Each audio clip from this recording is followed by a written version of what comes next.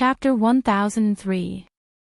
A temporary alliance. And so, under Lin Yi, Tang Yun, and Mingyao's shocked gazes, Xiao Xiao and Yushu left the room.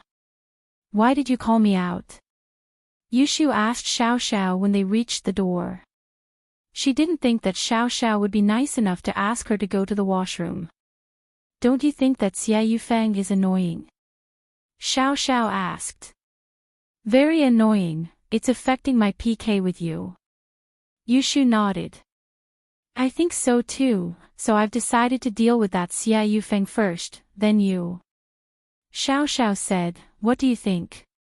You want to ally with me?" Yushu wasn't stupid. "Just a temporary alliance, we'll continue after we deal with Xia Yufeng." Xiao Xiao nodded. "Alright, it's settled then." Yushu and Xiao Xiao hit it off. "Do you have any ideas?" "Not yet, I'm thinking." Xiao Xiao shook her head. The two talked as they walked towards the washroom, but in reality, they didn't intend to go there. They stood at the door, thinking of an idea. "Pretty girl, waiting for someone here." A chubby-looking drunk man had just come out of the washroom, and his eyes lit up when he saw Yushu and Xiao Xiao at the washroom door. Such a pretty girl, much better than the girls he found in the room. One look and he could tell that she was a pure and innocent student, so he couldn't help but tease her. This man was called Lei Jinyu, the boss of Tiandi Entertainment City, Zhou Tiandi's guest. He did the empty card distribution business in the province, and he was also a big boss. He did things without any fear. If he saw a pretty girl in a nightclub or entertainment city, he would push her into the room. If she was obedient, it would be fine, but if she wasn't, he would threaten and bribe her, giving her a sum of money afterwards, and that was it. Most of the girls who frequented nightclubs in Entertainment City weren't pure, and they weren't virgins, so they didn't care if they were hit, and they could still get a sum of money afterwards. They were afraid of Lei Jinyu's power, so they didn't dare to call the police. Therefore, Lei Jinyu became more and more unscrupulous. The sudden appearance of the storm made Xiao Xiao and Yushu pause. They looked at each other and understood each other's intentions. "We came out with another man, I'm sorry, we can't accompany you anymore." Xiao Xiao looked at Lei Jinyu regretfully. Yeah, we want to go with you, but our partner's really strong. You can't afford to mess with him, so we can't go with you." Yushu blinked helplessly as well. After the two of them finished speaking, they looked at each other again. This time, there was a sense of mutual appreciation.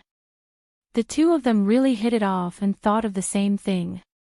They all wanted to use this man to deal with Yufeng. When Lei Jinyu heard Xiao Xiao and Yushu's words, he knew that there was hope. The two girls did not directly refuse, but said that they had a male companion, and that the male companion was very powerful, so he could not let them accompany him. So, Lei Jinyu was overjoyed. He waved his hand and said nonchalantly, "In this Songhan city, who can be more powerful than me, Lei Jinyu? Others dare to snatch the girl that I like." "No way, Lei bro, although we want to accompany you, our partner is very strong." Xiao Xiao shook her head and said with a bitter face. Yeah, he's very strong. "Lei bro, you look very strong, but I'm afraid you're not his match." Yushu reminded worriedly. "Fuck.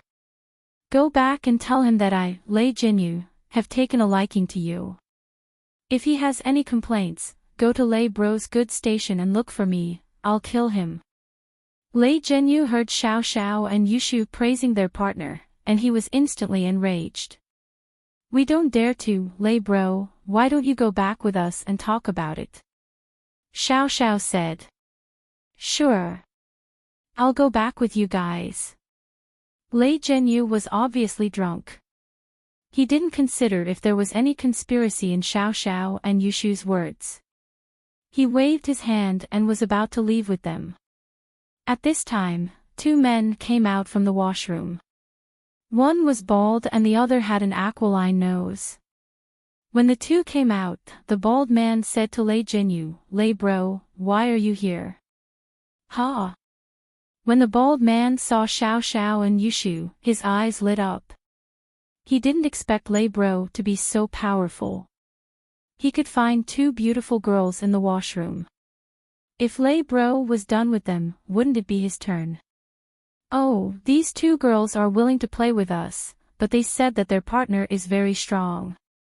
I'll go with them to settle it," Lei Jinyu said casually. Xia Yufeng saw Xiao Xiao and Yushu going to the washroom together. He wanted to go with them too. This was a good opportunity to interact with them alone. Who knows, he might be able to do something to please them. However, Xia Yufeng couldn't go out immediately after Xiao Xiao and Yushu left. It would seem a little too deliberate. He waited for a while and stood up. He pretended to go to the washroom and walked out of the room. However, when he reached the corridor, he saw Xiao Xiao and Yushu being surrounded by three fierce-looking men. Someone was looking for trouble. Xia Yufeng's brain short-circuited. He was so excited that he didn't know what to do. This was a great opportunity given to him by the heavens. Before this, Xia Yufeng didn't have a chance to show off his strength. He didn't expect the opportunity to come so soon. Xia Yufeng really wanted to burn incense for these three. They appeared at the perfect time.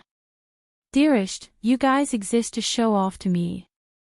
With that thought, Xia Yufeng ran over and asked anxiously, "Xiao Xiao, Shu, what's wrong? Who are they?" Xiao Xiao and Yushu wanted to lure these people into the room and beat Xia Yufeng up. They didn't expect this idiot Xia Yufeng to come out of the room on his own. He was really looking for trouble. The two looked at each other and smiled. This Xia Yufeng really came from the Suicide Squad. "Oh, our partner is looking for us," Yushu said nervously. "Sorry, Lei bro, we have to go back. Lei bro, we have to go back with him. See you next time," Xiao Xiao said to Lei Jinyu. Chapter 1004. She didn't pretend Lei Jinyu was delighted to see Yufeng running towards him. "Strong with this physique. Kid, are you their man?" Lei Jinyu thought that Feng Xiaoxiao's partner meant her boyfriend, so the moment she opened her mouth, she asked if Xia Yufeng was their man. Yufeng was overjoyed. "You have good eyesight, aren't you? Just because of what you said, I'll beat you up a little less. I was planning to cripple you for life, but I'll let you stay in the hospital for half a year." "Who are you?" "Xiao Xiao, Shu, is he bothering you?" Yufeng didn't deny it and accepted Lei Jinyu's title. "Kid, this is none of your business. Our Lei bro has taken a liking to your girl, you can get lost now." The bald man laughed when he saw Yufeng's reaction. He was a typical pretty boy. This type of guy was good at seducing girls, but he was nothing in a fight. He could beat 3 to 4 of them with a single punch. "Xiao Xiao, Shu, stay back, I'll take care of this." Yufeng was really afraid that the 3 of them would run away the moment they saw him. If that happened, he wouldn't be able to show his strength even if he chased after them. But the 3 of them seemed to be cooperating with him. Not only did they not leave, they even said some annoying things. Yufeng almost laughed out loud. "The 3 of you appeared at the right time. But since you're here, cooperate with me. Kid, are you determined not to leave?" Lei Jinyu was taken aback when he saw that Yufeng still dared to stay after seeing the 3 of them. Abandoning your girl and running away, that's the behavior of a coward. Yufeng smiled faintly and said, "You 3, if you don't want to spend the rest of your life in a wheelchair, then get lost." Shout. Lei Jinyu was amused when he heard Yufeng's tone. "Kid, are you stupid? Are you threatening me? Why don't you go and find out about my reputation in the underworld? I'm in a hurry to play with them, I don't want to talk to you, and you dare to be so cocky." Alright, cut the bullshit. You three come at me together. Yufeng said faintly. If he didn't use his pure qi, Yufeng wouldn't be a match for these three. After all, Yufeng didn't have a lot of battle experience. He relied on his spiritual strength. But these three looked like normal gangsters. Even if Yufeng used his qi, they wouldn't know what was going on. That was why Yufeng dared to say that he wanted the three of them to come at him together. Xiao Xiao and Yushu, on the other hand, frowned as they looked at each other in disbelief at Yufeng. Yufeng taking the initiative and calmly asking the three to attack together. This made Xiao Xiao and Yushu a little confused. What did Yufeng rely on? Was he really a master of fighting? If that was the case, then their plan had failed. Not only did they fail to chase Xia Yufeng away, but they also let him be in the limelight. Brother Lei, since this kid wants to die, let's get rid of him first. Baldy glanced at Lei Jinyu and said. Alright, let's go together and kill him, then go to the private room and play with the girls. Lei Jinyu nodded. He didn't even put Xia Yufeng in his eyes. He walked towards Xia Yufeng and reached out his hand to pull Xia Yufeng's hair. Get lost. Xia Yufeng spat out a word, scram, and kicked Lei Jinyu's chest, sending him flying away. Of course, Yufeng only used a little bit of pure qi. He didn't want to cripple Lei Jinyu directly. That would be too weak. He wanted to torture Lei Jinyu bit by bit. Only then could he build up his heroic image in front of Yushu and Xiao Xiao. If he knocked Lei Jinyu out in one hit, it would be too boring. Yushu and Xiao Xiao didn't know any martial arts. Seeing him defeat his opponents so easily, they wouldn't think that he was strong. After all, there weren't many opportunities for him to show off his strength. So Yufeng had to seize the opportunity to show off his strength in front of Yushu and Xiao Xiao. Fuck. This kid is a martial artist. Let's go. Lei Jinyu's blood rushed to his head from the kick. His chest hurt. He got up from the ground and was furious. He pointed at Yufeng and ordered Baldy and Eagle Nose. Lin Yi was in the private room. He saw that Yufeng had left the private room and Xiao Xiao and Yushu hadn't returned yet. He was worried. Lin Yi didn't know Yufeng's background, so he didn't dare to let his guard down. Although it seemed like Yufeng wanted to pursue Xiao Xiao and Yushu, he wouldn't do anything to hurt them. But who knew if there would be any accidents? So Lin Yi waited for Yufeng to leave the private room. He thought for a while and followed him out. He couldn't let Xiao Xiao and Yushu leave his sight for too long, especially when there was an unstable factor like Yufeng. Lin Yi came out of the private room and saw Yufeng kicking Lei Jinyu away. Yushu and Xiao Xiao were standing behind him. Lin Yi frowned at this. Could it be that Yushu and Xiao Xiao had gotten into some trouble, and this Xia Yufeng was helping them? Xiao Xiao, Shu. Lin Yi called out to them as he walked. Lin Yi. Xiao Xiao called out happily. She'd only been out for a short while, and Lin Yi was already out, evidently worried that something had happened to her. Xiao Xiao was very happy. Shield bro. Yushu had the same thought as Xiao Xiao. It seemed like Shield bro was still worried about his little wife's safety. Wah. Only Yufeng froze when he heard Lin Yi's voice. What was Lin Yi doing out here? He didn't come out earlier or later. He just had to come out when he was beating up the bad guys and building up his heroic image in front of Yushu and Xiao Xiao. Was he trying to steal his credit? At the thought of this, Xia Yufeng regretted talking to this Lei Jinyu. He didn't even manage to cripple him in one move. If he had directly knocked them down without saying anything, wouldn't this situation not have happened? No, he had to take care of these three as soon as possible. He couldn't let Lin Yi interfere. At this moment, Lei Jinyu, Baldy, and Aquiline Nose were already closing in on him. Xia Yufeng took up his stance and was about to finish off the three of them in one move, but the moment he made his move, he stopped abruptly. Chapter 1005. Xia Yufeng, who felt wronged in front of normal people, no matter how much he used his qi, they wouldn't be able to sense anything wrong. But in front of practitioners, as long as there was a fluctuation of qi, they would be able to sense it. Xia Yufeng knew that Lin Yi was also a practitioner. If he used his qi, Lin Yi would be the first to sense his strength. Xia Yufeng jumped in fright. He was lucky. If his strength was exposed on the first day of school transfer, then this trip would be a waste. What would his father think of him?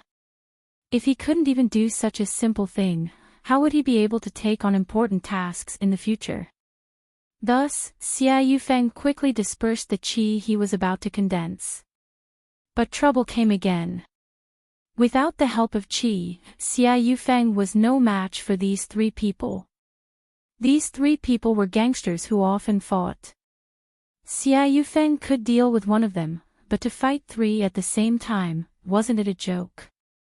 He wasn't a physical practitioner. Spiritual practitioners relied on qi to fight. Without qi, they were no different from normal people. At most, they would be slightly stronger than normal people. Xia Yufeng was different from Lin Yi. Even if Lin Yi lost the support of qi, he had many years of experience in the battlefield. His skills were many times better than normal people. He also had countless assassination techniques and his body was very agile. Even if it was a fight, as long as the opponent wasn't a physical practitioner, Lin Yi could easily win. But Xia Yufeng couldn't. At this moment, he was in a dilemma. Guys, let's forget about today's matter. If you are not satisfied, you can leave your contact information. We will arrange a time to fight again. Xia Yufeng's face changed. In the end, he still said something to save face. Without qi, he had no chance of winning. Fuck, are you stupid? You think we'll forget about it? What happened to your ability to kick people? Didn't you tell us to attack together? Brothers, kill him. Lei Jinyu heard Xia Yufeng's words and laughed. It seemed like this kid was scared. One should always leave a way out so that they can meet again in the future. Do you insist on fighting today? Yufeng frowned. He felt that it was embarrassing, but he had to speak softly. In front of Lin Yi, he didn't dare to use his true qi. Facing these three people, wouldn't he only be able to take a beating? Escape route. You were the one who told us to attack together. Lei Jinyu laughed even louder when he saw Yufeng's cowardly look. Kid, why don't you kneel down and kowtow to me 3 times, call me grandpa, then crawl under my crotch and I'll let this go. Ha ha ha ha ha. Crawl in the crotch. The bald man and the hook-nosed man laughed along. Yufeng's face turned green. He hated Lin Yi to the core. If you have nothing better to do, why don't you just stay in the private room and come out to wander around? He really hoped that Lin Yi would bring Yushu and Xiao Xiao back to the room right now, but Lin Yi seemed to be watching the show, not moving at all. Lin Yi, bring Xiao Xiao and Yushu back to the room, don't hurt them. Yufeng had no choice. He could only say this to Lin Yi, praying that Lin Yi would accept his suggestion. As long as Lin Yi left for a while, Yufeng would be able to use his true qi to cripple these three people. Lin Yi, on the other hand, looked at Yufeng with interest. He was curious, what was this Yufeng trying to do? They were already on the verge of a fight, but he suddenly started to speak softly. What was he trying to do? Plus, Lin Yi could clearly feel that Yufeng wanted to use his true qi, but he didn't. What was he trying to hide? Oh, I'm just a bystander. Lin Yi said faintly, but he didn't have any intention of leaving. Kid, you're still talking nonsense when you're about to die. Yufeng kicked Lei Jinyu just now, and Lei Jinyu's chest was still hurting. Seeing that Yufeng was still talking nonsense, he finally lost his patience and raised his leg to kick Yufeng. Yufeng was shocked. He wanted to dodge, but he didn't expect that he would be pinned down by the baldy and the aquiline nose. He thought that even though he couldn't use true chi, he could still rely on his agility. Even if he couldn't beat these three people, he wouldn't be at a disadvantage. As long as he could hold on for a while and wait for the security to come, he would be fine. But he didn't expect the baldy and aquiline nose to block him from both sides, not allowing him to move. The next moment, Yufeng screamed in pain, cold sweat dripping down his forehead. Lei Jianyu's kick landed on Yufeng's crotch. "Kid, aren't you very capable? Aren't you pretending in front of me? I'll cripple you," Lei Jianyu said as he kicked Yufeng's crotch again, turning him into a shrimp.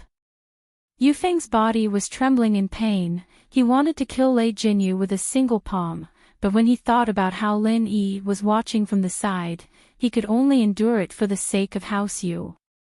Luckily, he was a practitioner. His body was stronger than normal people. Although Lei Jianyu's kicks were painful, they didn't cause any physical damage. If not, Yufeng would have killed himself. Yufeng covered his crotch and squatted down, while Lei Jianyu, Baldy and the aquiline nose raised their fists and started punching Yufeng. "Who asked you to pretend? Aren't you arrogant?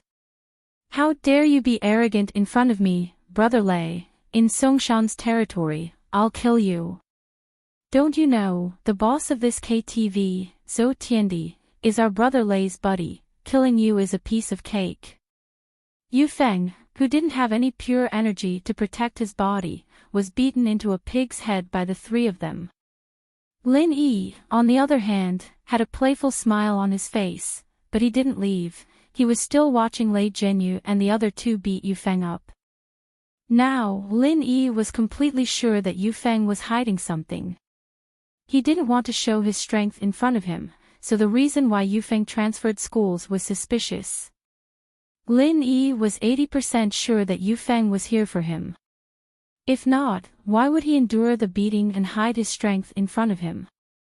But Lin Yi didn't expose him, since he wanted to play the game of pretending to be a pig, then continue to pretend to be a pig. Lin Yi was happy to pretend that he didn't know anything. He just stood aside and watched the show.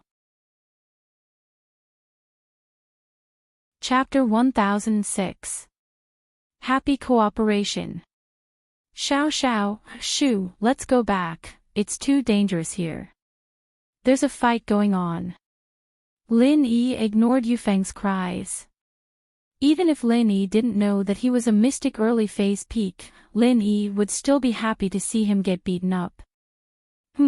He didn't know if that Lei Jianyu's kicks were strong enough. It'd be best if he turned Yufeng into a eunuch, then he wouldn't be able to pick up girls anymore. But Lin Yi knew that this was a good idea, but it wasn't realistic. Unless he did it himself, even if Yufeng didn't use his chi, it was impossible for normal people to injure a mystic. Yeah, it's so dangerous. Should we call the police? Yushu nodded in agreement. I think we should call the ambulance. I think he'll have to go to the hospital later. Xiao said. Call the police. Yushu went against Xiao instinctively. Call the ambulance. Xiao didn't back down. Call the police. Yushu said. Call the ambulance. Xiao said. Then we won't, Yushu said. Then we won't. Xiao said. Oh, he can just wait to die. Yushu said. Yeah, it's good that he's dead. Xiao said. You didn't want to call the ambulance, did you? Yushu said. You didn't want to call the police, did you? Xiao said. You're so bad. Yushu said. Same here. Xiao said. The two smiled at each other. It was a happy cooperation. Lin Yi's face twitched as he listened to Xiao and Yushu's conversation. This Xia Yufeng was quite unlucky to run into these two little demonesses. And so, Yufeng continued to get beaten up, and Lin Yi, Xiao Xiao, and Yushu walked towards the room. Yufeng's cries were drowned out by the music in the hallway. Go faster, go faster. Yufeng saw that Lin Yi had finally left, and he let out a sigh of relief. He was hoping that Lin Yi would enter the room soon, so he could use his pure qi to tear these three into pieces. How dare you treat me like this? I'll let you have a taste of the power of a mystic class master. Yufeng gritted his teeth and thought to himself. Finally, Lin Yi, Xiao Xiao, and Yushu entered the room, and Yufeng, who was being beaten up, suddenly jumped up from the floor, his body filled with an indescribable aura. This was the aura of a king. He'd turned his weak position around, becoming a man who looked down on the world. Are you done? Xia Yufeng had the protection of qi, so naturally, he could ignore the rain of punches from Lei Zhenyu and the others. He looked at Lei Zhenyu indifferently and asked in disdain. Fuck, you're really asking for a beating, aren't you happy that you got beaten up? Brothers, let's work harder, since this kid is itching for a beating, let's satisfy him. Lei Zhenyu saw that Yufeng didn't beg for mercy, and instead asked him if he was done. He was furious. Yufeng's lips curled into a mocking smile. He knew that these three would have to pay the price with their blood. But, just when Yufeng was about to punch, the door to Lin Yi's room opened again, and Lin Yi popped his head out, as if he was talking to himself. I wonder if this Xia Yufeng is dead or not. We're classmates after all, we can't just leave him to die. It's better to come out and have a look, don't let him die. Yufeng heard Lin Yi's words, and he didn't feel touched at all. Instead, he gritted his teeth in anger. Of all times to come out, why did you have to come out now? You're not trying to save me, you're trying to kill me. Xia Yufeng subconsciously dispersed all the qi in his body. In front of Lin Yi, he didn't dare to be careless at all. If he exposed himself, then the next step of House Yu's plan wouldn't be able to proceed. You're killing me. Yufeng was afraid that Lin Yi would see through him, and so he fell to the ground, covering his head with his hands. Lei Zhenyu, Baldy, and the aquiline nose were stunned. They didn't know what Yufeng was trying to do. Just a moment ago, he suddenly became violent, and in the blink of an eye, he turned into a coward. However, Lei Zhenyu and the others were only stunned for a moment, and then they raised their fists and started beating Yufeng up again. Yufeng felt a wave of sadness in his heart. Why was he so unlucky? Just when he wanted to fight back, this Lin Yi came out again. It's fine if you don't care, you can just leave quietly, but you don't care, and you keep coming out, aren't you just messing with people? You can still talk, seems like you're not dead yet. I'll come out later.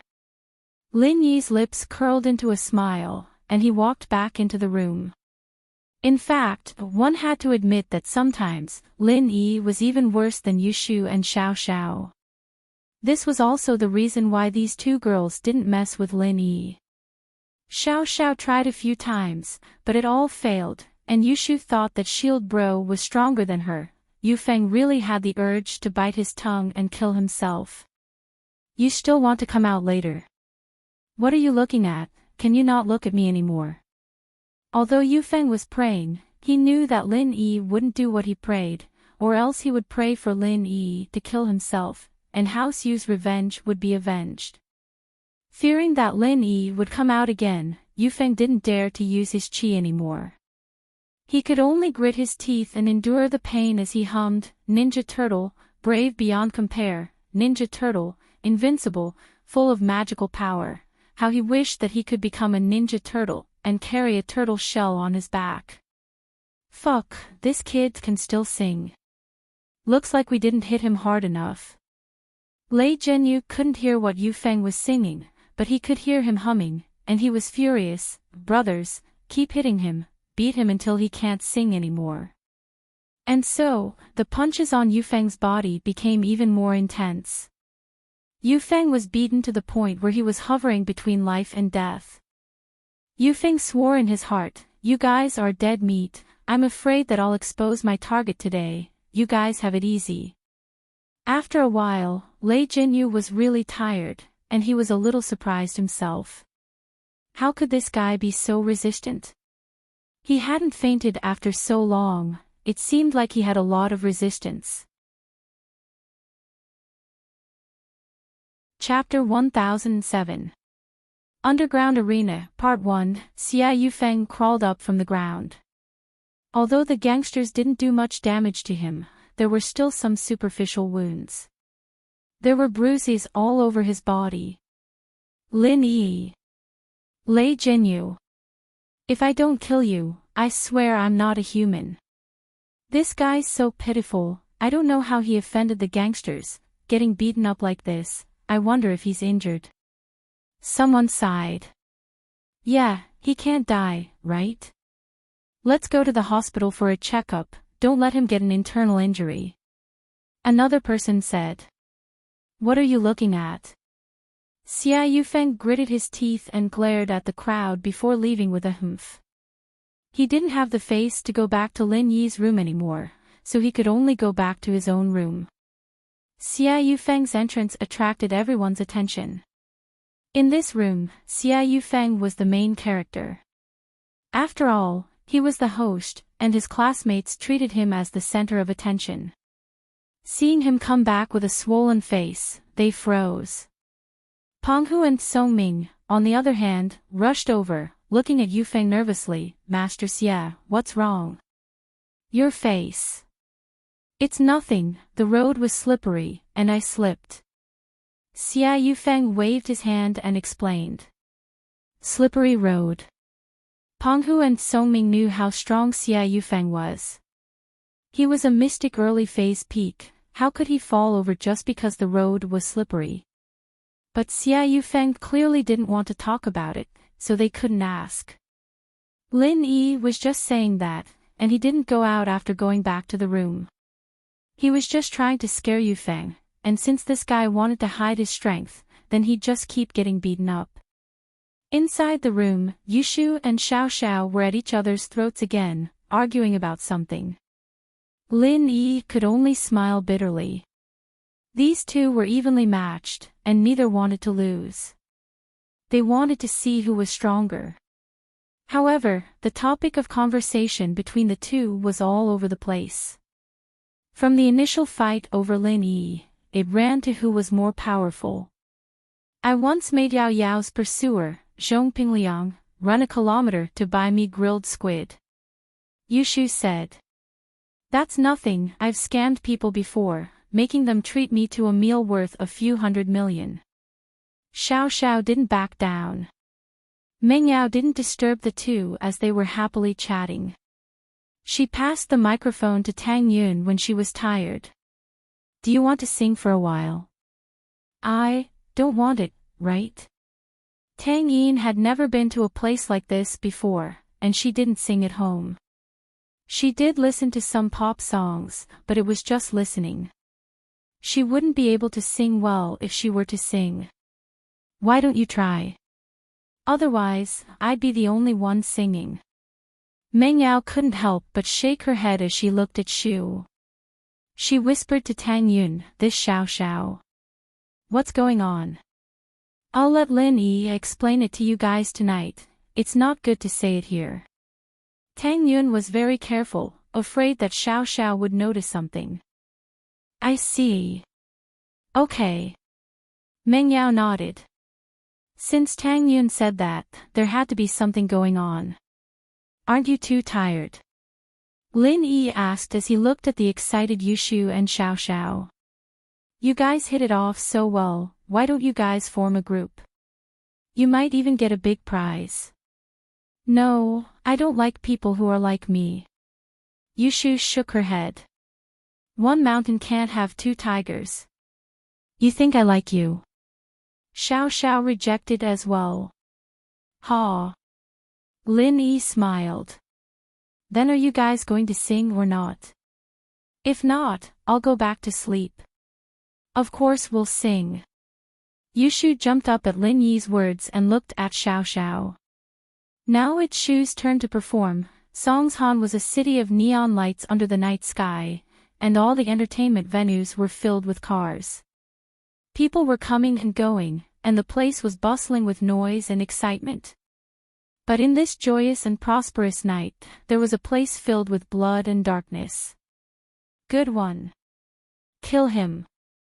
Purple Wolf will win. Go Purple Wolf. Left hook, right hook. Kick his head. Kill Purple Wolf. Black Bear will win. This was an abandoned factory workshop, but after some remodeling, it had become an underground boxing arena. There were rows and rows of spectator seats around it, and there were many young people sitting there who were shouting wildly. In the VIP seats at the front, there were some people who looked like bosses with a calm demeanor. They had cigars in their mouths, and there was a faint smile on their faces as they looked at the bloody scene in the arena. Boss Lee, who did you bet on today? A fat man with a cigar in his mouth asked a middle-aged man wearing sunglasses beside him. Isn't it Purple Wolf? He won 3 rounds in a row already, and I bet 3 million on him today. The man with sunglasses called Boss Lee said with a smile. Although he said, but, he didn't seem to care about 3 million yuan at all. It was as if 3 million yuan was just a joke. Hee, I also bet on Purple Wolf, but I didn't bet as much as you, only 2 million. The fatty with the cigar laughed. Small bets are for fun, even if I lose, it's just like drinking a few bottles of red wine. You're right, we enjoy this kind of excitement. This arena is very good, very exciting. Those fake fights can't compare to this is a real fight to the death. The sunglasses man nodded. In the middle of the arena, 2 people wearing different colored headgear were fighting in close combat. One of them was wearing a headgear with a purple wolf pattern. This person was obviously the purple wolf that these people were talking about. The other person was wearing a headgear with a black bear pattern. This person was also the black bear that these people were talking about. Black Bear's body was already covered in blood from Purple Wolf's attacks. With another heavy punch, Purple Wolf sent Black Bear flying. Black Bear landed heavily on the stage. Hua, the audience cheered, some were excited, some were depressed. The excited ones were the ones who won the bet, and the depressed ones were the ones who lost the bet. Of course, most people didn't participate in the bet, but came here to watch the fight for excitement. Chapter 1008. Chapter 1006, Underground Arena. If one were to calculate it, just the ticket sales alone would bring in millions of yuan of profit. This was a profitable business. The ticket sales weren't the most profitable, however. The most profitable business was betting on fights. No matter who won or lost, the house would always be the winner. Jiang Wen, who was hiding in the shadows, couldn't help but smile as he looked at the excited crowd. He asked his follower, Little Scorpion, not including today, how much money have we earned since we opened? Master Wen, we've earned 7 million already. Of course, that's including the 4 million we lost yesterday and the day before, otherwise we'd earn even more. The shifty-eyed man called Little Scorpion said respectfully with a notebook in his hand. Yes, Professor Yin, are you sure this black bear can beat Purple Wolf today?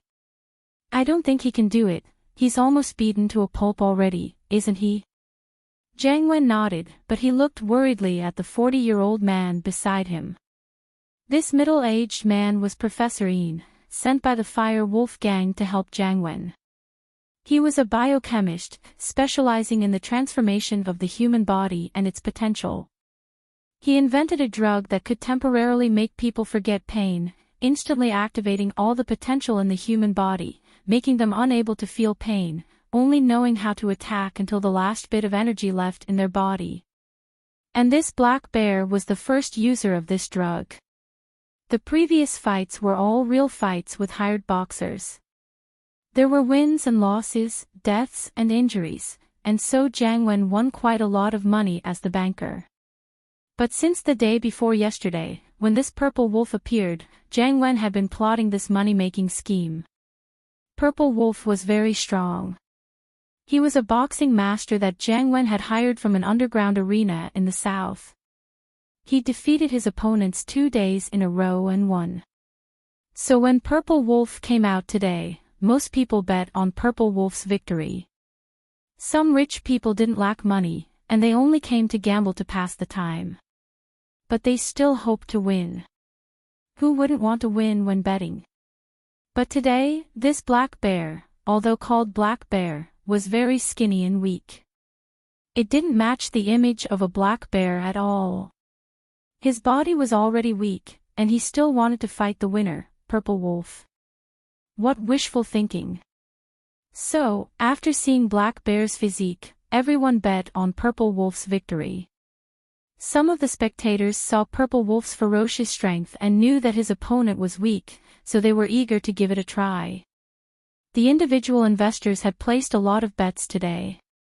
Although the amount of bets placed by each individual wasn't very large, with some being 10,000 and some being 100,000, the total amount added up was quite a lot. And so Jiang Wen was very happy. If Black Bear really won, he'd be able to earn 20 million tonight. Don't worry, young Master Wen. Didn't you see the Black Bear getting up again and again? If he keeps getting up, sooner or later, Purple Wolf will be tortured to death. Professor Ian said softly, "Look, Black Bear is getting up again." The professor's attitude towards Jiang Wen wasn't very good at first, but after working with him for a few days, he realized that Jiang Wen wasn't only ruthless, but decisive as well. He was also good at making money. Not only did he provide enough human subjects for the professor to experiment on, but he also brought a lot of profit to the fire wolves. Even the leader of the fire wolves praised Jiang Wen's ability, saying that Jiang Wen was good at making money. This made the professor unable to underestimate Jiang Wen anymore. And so, the professor's attitude towards Jiang Wen became a lot more respectful. Sure enough, after the black bear was knocked down, it crawled back up from the ground. Step by step, it walked towards Purple Wolf. Although Purple Wolf could send Black Bear flying with one punch, it wasn't like he didn't get hit by Black Bear's attack. Although Black Bear's attack wasn't enough to send him flying, it was still quite powerful. Purple Wolf even wondered how Black Bear could throw such a heavy punch with such a skinny body. Although he didn't say anything, he was already suffering from serious internal injuries. Seeing Black Bear get up again with red eyes, Purple Wolf started to get annoyed. Why was Black Bear like a cockroach that couldn't be killed? Again and again, he sent him flying with heavy punches, but he got up from the ground again and again. Purple Wolf was sure that he had broken all of Black Bear's ribs. How could he still stand up in this situation? Wasn't he in pain? Seeing Black Bear rush towards him, Purple Wolf could only continue to fight. There were no rules in this underground arena, and there was no such thing as surrendering. There was only one result, and that was a fight to the death. One side had to beat the other until they couldn't move, and that was victory. Bang! Black Bear didn't fear death, and he punched Purple Wolf in the head. Purple Wolf saw stars, and his head was ringing. He had a concussion. Yes, he had a concussion a few times already. Black Bear didn't care about his heavy punches, and instead used this method to fight head-on with him. When Black Bear hit Purple Wolf's head, he was also sent flying by Purple Wolf. Once again, he fell to the ground. Purple Wolf felt like his head was going to explode, and the pressure inside increased. He knew that if he didn't go to the hospital soon, he would be finished. He was in a hurry, and he wanted to quickly finish the fight and go to the hospital for treatment. However, Black Bear miraculously got up from the ground again, and he charged again. Roar dash! Black Bear didn't fear death, and once again, he punched Purple Wolf's head. Bang! A loud sound rang out, and Purple Wolf's ears, nose, and mouth spewed out a large amount of purple blood. Then, he fell to the ground. The moment Purple Wolf fell to the ground, Purple Wolf also attacked. Black Bear's body was sent flying again, and he fell to the ground. The audience was in an uproar. The undefeated and ever-victorious Purple Wolf had fallen, and he was bleeding from every orifice. Purple Wolf, stand up. Purple Wolf, stand up. Kill Black Bear. Stand up. Stand up. Motherfucker, I bet 500,000 yuan. You motherfucker, stand up. Don't play dead. However, what happened next made everyone disappointed. The one who stood up wasn't Purple Wolf, but Black Bear. Black Bear stood up, and both his hands were raised high. His eyes were still red, and even though he looked like a bloody gourd, he won. He was the last person to stand up. Chapter 1009. Chapter 1007 Inches Fact, he couldn't stand up anymore. He was already dead. Dejected shouts and curses filled the air. They were the ones who had placed their bets on Purple Wolf. Now that Purple Wolf was dead, their money was gone. They didn't even have a single cent left. Caca. Jiang Wen looked at the victorious Black Bear and laughed. Not bad, we really won. This Black Bear is not bad, he has potential. We can use him as a trump card next time. Master Wen, this Black Bear can only be used once. The professor shook his head with a smile. Oh. Why? Jiang Wen blinked. He's only been able to hold on until now because of the medicine. Once the medicine wears off, he can only wait for death because many of his internal organs have been destroyed. There's no way he can survive. Professor Yin said. I see. What a pity. Jiang Wen's face showed a trace of pity. Man, what a tragedy. Master Wen, you're a man of greatness. It's just one or two people dying, what's there to pity? Don't be sad. Scorpion said carefully. He was sent by the fire wolves to help Jiang Wen, but he was also the one who would take the blame. The fire wolves were very kind, however, and had already arranged for Scorpion's family so that he wouldn't have to worry about them. Who said I'm pitiful? Jiang Wen rolled his eyes and waved his hand. I'm just worried about his organs, they're all destroyed. That's another 1,000,000. Scorpion's face twitched. This Master Wen was really cruel, so it was because Black Bear's organs couldn't be sold for money. Hurry, get someone to take Purple Wolf and Black Bear down and see if there's any organs left. We'll cut them off and sell them, it'll be a great source of income. Jiang Wen waved his hand at Scorpion. Yes. Scorpion nodded and went to do it. Jiang Wen was a bold and ruthless man. He might be running an underground arena, but he'd found another way to make money, and that was by cutting off the organs of the dead fighters and selling them. In the past, Jiang Wen only sold the kidneys, but now he was cutting them all out. Corneas, kidneys, hearts. As long as they could be sold, he would cut them all off and sell them.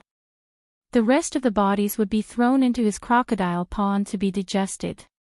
As a result, Jiang Wen's profits from tonight's match wasn't limited to just the sparring itself. This was also why Fire Wolf Edition valued Jiang Wen so much. Jiang Wen had gotten into trouble before, but the Fire Wolves weren't afraid. They had plenty of people, and it wouldn't be easy to find a scapegoat. As long as you have the ability and can make money, that's enough for you. The fighters in Jiang Wen's arena, on the other hand, were hired from the internet to train underground fighters. There were also some who were lured in by benefits, such as security guards and farmers. They were told that they could earn 100,000 yuan from a match, and no matter if they won or lost, they'd still be guaranteed 100,000 yuan. But if they won, they'd get an extra 100,000 yuan. As a result, there was an endless stream of people coming to fight. The advantage of this type of people was that their whereabouts were originally uncertain. Many of the security guards were temporary workers. They worked today and quit tomorrow, so their mobility was relatively high. It was the same for migrant workers. If one or two of them were missing, it would not attract the attention of others. It was the same for the gangsters, too. Many of them were ready to run away after committing a small crime, and some of them disappeared all of a sudden. Their companions didn't even know if they committed a crime or ran away. Of course, it didn't matter even if they knew. If they really found Jiang Wen, he could just say that they earned money from fighting and took it away to enjoy life in another city. As a result, the underground arena never lacked fighters or spectators. If it wasn't targeted by the police, this would be a profitable business. It was also a business that didn't cost anything. Of course, Jiang Wen was an expert in businesses that didn't cost anything. Master Wen, other than one of Purple Wolf's retina, the rest of his organs are fine. Black Bear, on the other hand, only 2 of his retina and his left kidney are fine. The rest are all ruined. Scorpion reported after a while. Black Bear's dead. Jiang Wen nodded. Not completely dead, but he's on the operating table now. Scorpion said. Not bad, there's still some use to him. These are worth a few $100,000. Jiang Wen nodded, satisfied. Tomorrow, you and Fighter Lee will continue to go out and find more people to fight here. I'll go play with the girls first. Yes, Master Wen. Scorpion nodded and sent Jiang Wen off. Jiang Wen had earned quite a bit these past few days. Lin Yi's sudden recovery pissed him off. He wasn't able to take advantage of the situation and marry Meng Yao, but he didn't dare go against Lin Yi without Fighter Lee's explicit support. Fortunately, he had earned a lot of money these past few days. He booked a couple of virgins at the Starlight Hotel, going there with Tai Zhao every day to make up for the unhappiness in his heart. However, as far as Jiang Wen was concerned, these virgins were quite pure, but they were far from Meng Yao. His dream was still to push Meng Yao down. Meng Yao, you won't be able to escape from my palms. Once I have a certain position in the Fire Wolves, I'll have a large group of masters to order around. Lin Yi would be nothing then. Jiang Wen was only a lowly representative of the Fire Wolves, but he had heard some news about the Fire Wolves from his father. The Fire Wolves were a super big gang with many masters, even stronger than the hidden houses. Jiang Wen even heard that the Fire Wolves had a super powerful force behind them. He didn't know what it was exactly, but if it was stronger than the hidden houses, then it had to be a powerful existence. Fighter Lee was the master that the Fire Wolves gave to Jiang Wen. He had the strength of a mystic mid-phase, a very powerful master. It was rare in the common world. Only some of the noble houses could see him. However, Fighter Lee didn't show up yet. After all, Fighter Lee was here to hold the fort. Only when there was an opponent that couldn't be dealt with would Fighter Lee be sent up. Under normal circumstances, Fighter Lee was like Jiang Wen, eating, drinking, and having fun. Chapter 10:10. As a reward, but there was one thing that puzzled Jiang Wen. He noticed a weird phenomenon, and that was that whenever it was quiet at night or when he was extremely excited, he would yell at the sky for no reason. Jiang Wen didn't know what was going on, but he didn't think much of it. Yushu and Xiao Xiao were singing, but it was obvious that they were shouting at each other. Whatever song Yushu sang, Xiao Xiao would sing as well, and then another song after that, and Yushu would turn around and sing Xiao Xiao's song as well. It was like a relay race, and Meng Yao couldn't interfere at all. Finally, the two were so tired that they didn't have the energy to continue singing, and the group prepared to leave the KTV. I'll let you go today, but we'll fight for 300 rounds another day. Xiao Xiao glared at Yushu. You're welcome to challenge me, okay? You're too weak in front of me, singing Shu. Yushu said. Meng Yao and Tang Yun looked at each other, a bitter smile on their faces as they separated Yushu and Xiao Xiao. Lin Yi paid the bill at the bar on the first floor. Lin Yi could have called Zhou Tiandi, and Zhou Tiandi would have been more than happy to give Lin Yi a free bill, but it wasn't a lot of money, and Lin Yi didn't want to waste time. He paid the bill and left the KTV with Meng Yao, Yushu, Tang Yun, and Xiao Xiao. Faubert's car didn't leave. It was still parked in front of the KTV. Evidently, Faubert had lost his strength, but he was still a responsible driver. Yao Yao, Shu, you guys take Faubert's car home first, I'll drive Yun Yun and Xiao Xiao back. Lin Yi said to the Mississippi, okay. The miss nodded. She wanted Lin Yi to go home earlier because she wanted to ask Xiao Xiao what was going on, but she couldn't say it out loud. She could only purse her lips and let it go. Yushu, on the other hand, was still glaring at Xiao Xiao angrily. She hadn't decided a winner yet. Lin Yi, Tang Yun, and Feng Xiao Xiao got on the Beetle. Lin Yi started the car and asked, Xiao Xiao, are you going back to school to get your car, or do you want me to send you back?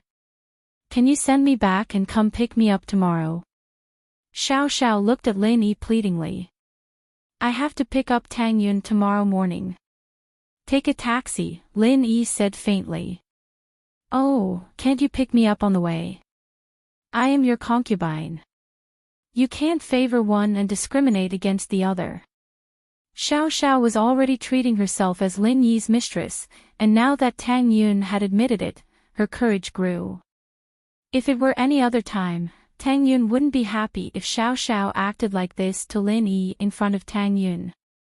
Even if she didn't say anything, she wouldn't feel good about it.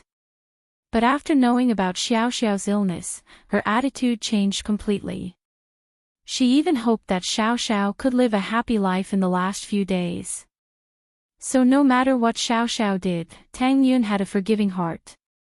She kept telling herself that she had to accept Xiao Xiao sincerely and treat her as Lin Yi's woman, as her own sister. Where's your house? Lin Yi asked. It's near school, not far. It's really close, in front of Time Road, Xiao Xiao said. Oh, tomorrow it is then. No more next time, Lin Yi nodded. Time Road wasn't far, and it was on the way. Lin Yi, you're the best. I've decided to give you a kiss as a reward. Xiao Xiao said happily after seeing Lin Yi agree. Is this a reward, or are you trying to take advantage of Lin Yi? Tang Yun looked at Xiao Xiao with a smile that wasn't a smile. Tang Yun sis, you're making fun of me. Xiao Xiao blushed, but after some hesitation, she said in a very low voice, Tang Yun sis, can you really accept me and not act out of spite? We're in a dangerous situation right now. That Yushu is very cunning, and we should work together to defeat her. Otherwise, she'd want to be Lin Yi's mistress as well. If we were to fight amongst ourselves, our enemies might take advantage of it. Tang Yun had already accepted Xiao Xiao in her heart, but in order to not let Xiao Xiao see through her act, she pretended to be hesitant. I'll try, Tang Yun sis, don't worry, I'll definitely protect your interests. Xiao Xiao patted her chest, I'm a person who knows what's good for me. I'll remember who's good to me, and I'll fight Yushu to the end. Yushu just likes to mess around, there's really nothing going on between them and Lin Yi. Tang Yun was quite close with Meng Yao and Yushu, and she didn't want Xiao Xiao to be enemies with them. That depends on their attitude. Xiao Xiao waved her fist. Lin Yi was driving, pretending not to hear anything. In truth, Yushu and Xiao Xiao's hostility was giving Lin Yi a headache. It seemed like he had to explain things to the Miss and Shu tonight, otherwise, with Shu messing things up, there might be trouble. He sent Tang Yun to the hospital first. It was late, but there were still people going in and out. The First People's Hospital was 24 hours, and there were many patients at night. There were ambulances going in and out, so Lin Yi wasn't worried about Tang Yun's safety. Seeing Tang Yun walk into the hospital and disappear from his sight, Lin Yi started the car and prepared to send Xiao Xiao back. Xiao Xiao, on the other hand, was in the front passenger seat. Tang Yun had already gotten off, so there was nothing to be embarrassed about. Lin Yi wanted to say something to Xiao Xiao, but he didn't know what to say. In truth, it wasn't that Lin Yi didn't have feelings for Xiao Xiao, but he couldn't get used to the change in attitude. Before, Lin Yi was on guard when he interacted with Xiao Xiao, but now that his attitude had changed, he couldn't get used to it. Making him treat Xiao Xiao the same way he treated Tang Yun all of a sudden, Lin Yi felt a little awkward, afraid that he'd be exposed. Usually, when Lin Yi interacted with Xiao Xiao, he was usually very quiet. Lin Yi, did my dad contact you? Xiao Xiao spoke first, not knowing what topic to start with. Xiao Xiao felt like she was in a dream for the entire afternoon. She'd worked so hard for so long, and now it had come true. She really became Lin Yi's girlfriend. She was a small wife, but it was still the same, so Xiao Xiao didn't care. Chapter 10-11. Chapter 1009, a little tempted, yeah, he asked me to meet him. What did you say to your dad? Lin Yi pretended like he hadn't met Tianlong before. No. Nothing.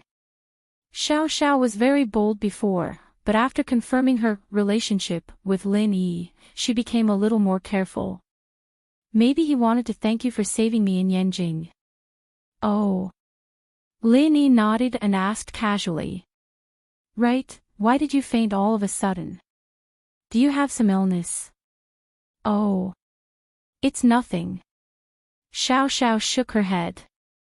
She didn't want Lin Yi to know that she had a terminal illness.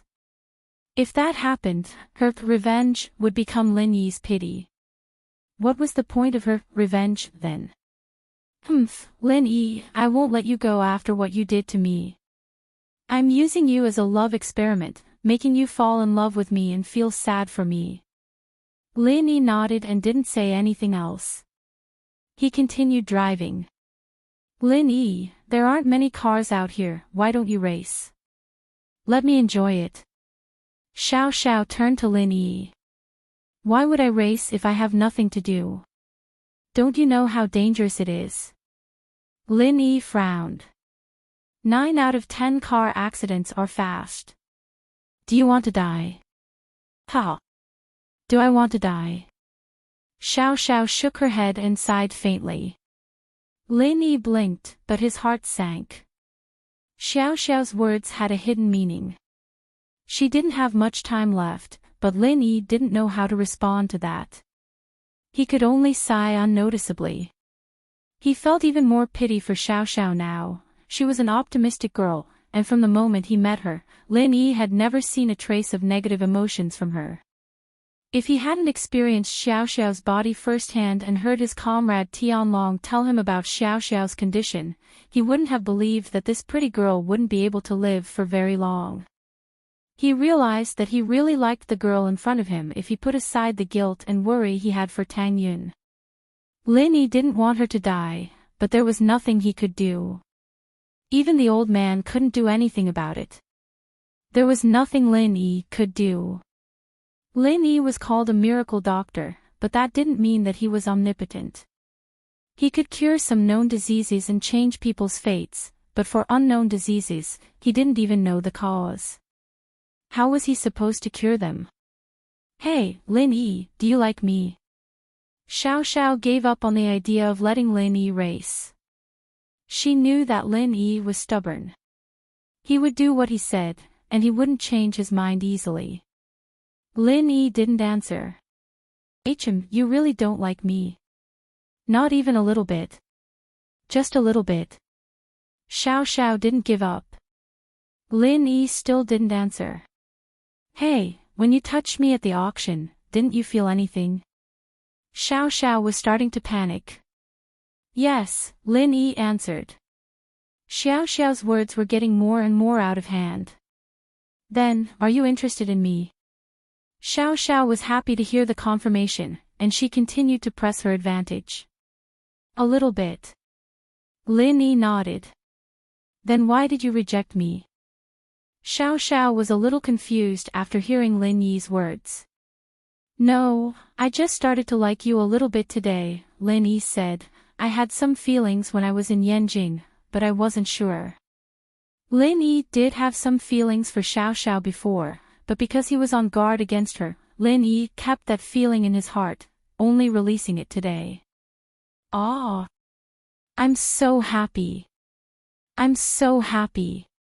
Xiao Xiao waved her hands around excitedly. Looks like hard work pays off. So you agree to let me be your small wife? Tang Yun agreed. Lin Yi asked. Yeah, of course, Tang Yun sis agreed. Why else would she let me be alone with you? Xiao Xiao nodded excitedly. You didn't force her, did you? Or did you set a trap for her to accept you? Lin Yi asked. Ah. That. Of course not. Xiao Xiao, naturally, wouldn't admit it. Tang Yun sis only accepted me because I'm a good person. Pfft. Lin Yi almost crashed the car into a tree. Good person. But Lin Yi knew what was going on, so he didn't expose her. What are you laughing at? Xiao Xiao saw Lin Yi's weird smile and was a little pissed. Tang Yun sis really accepted me on her own.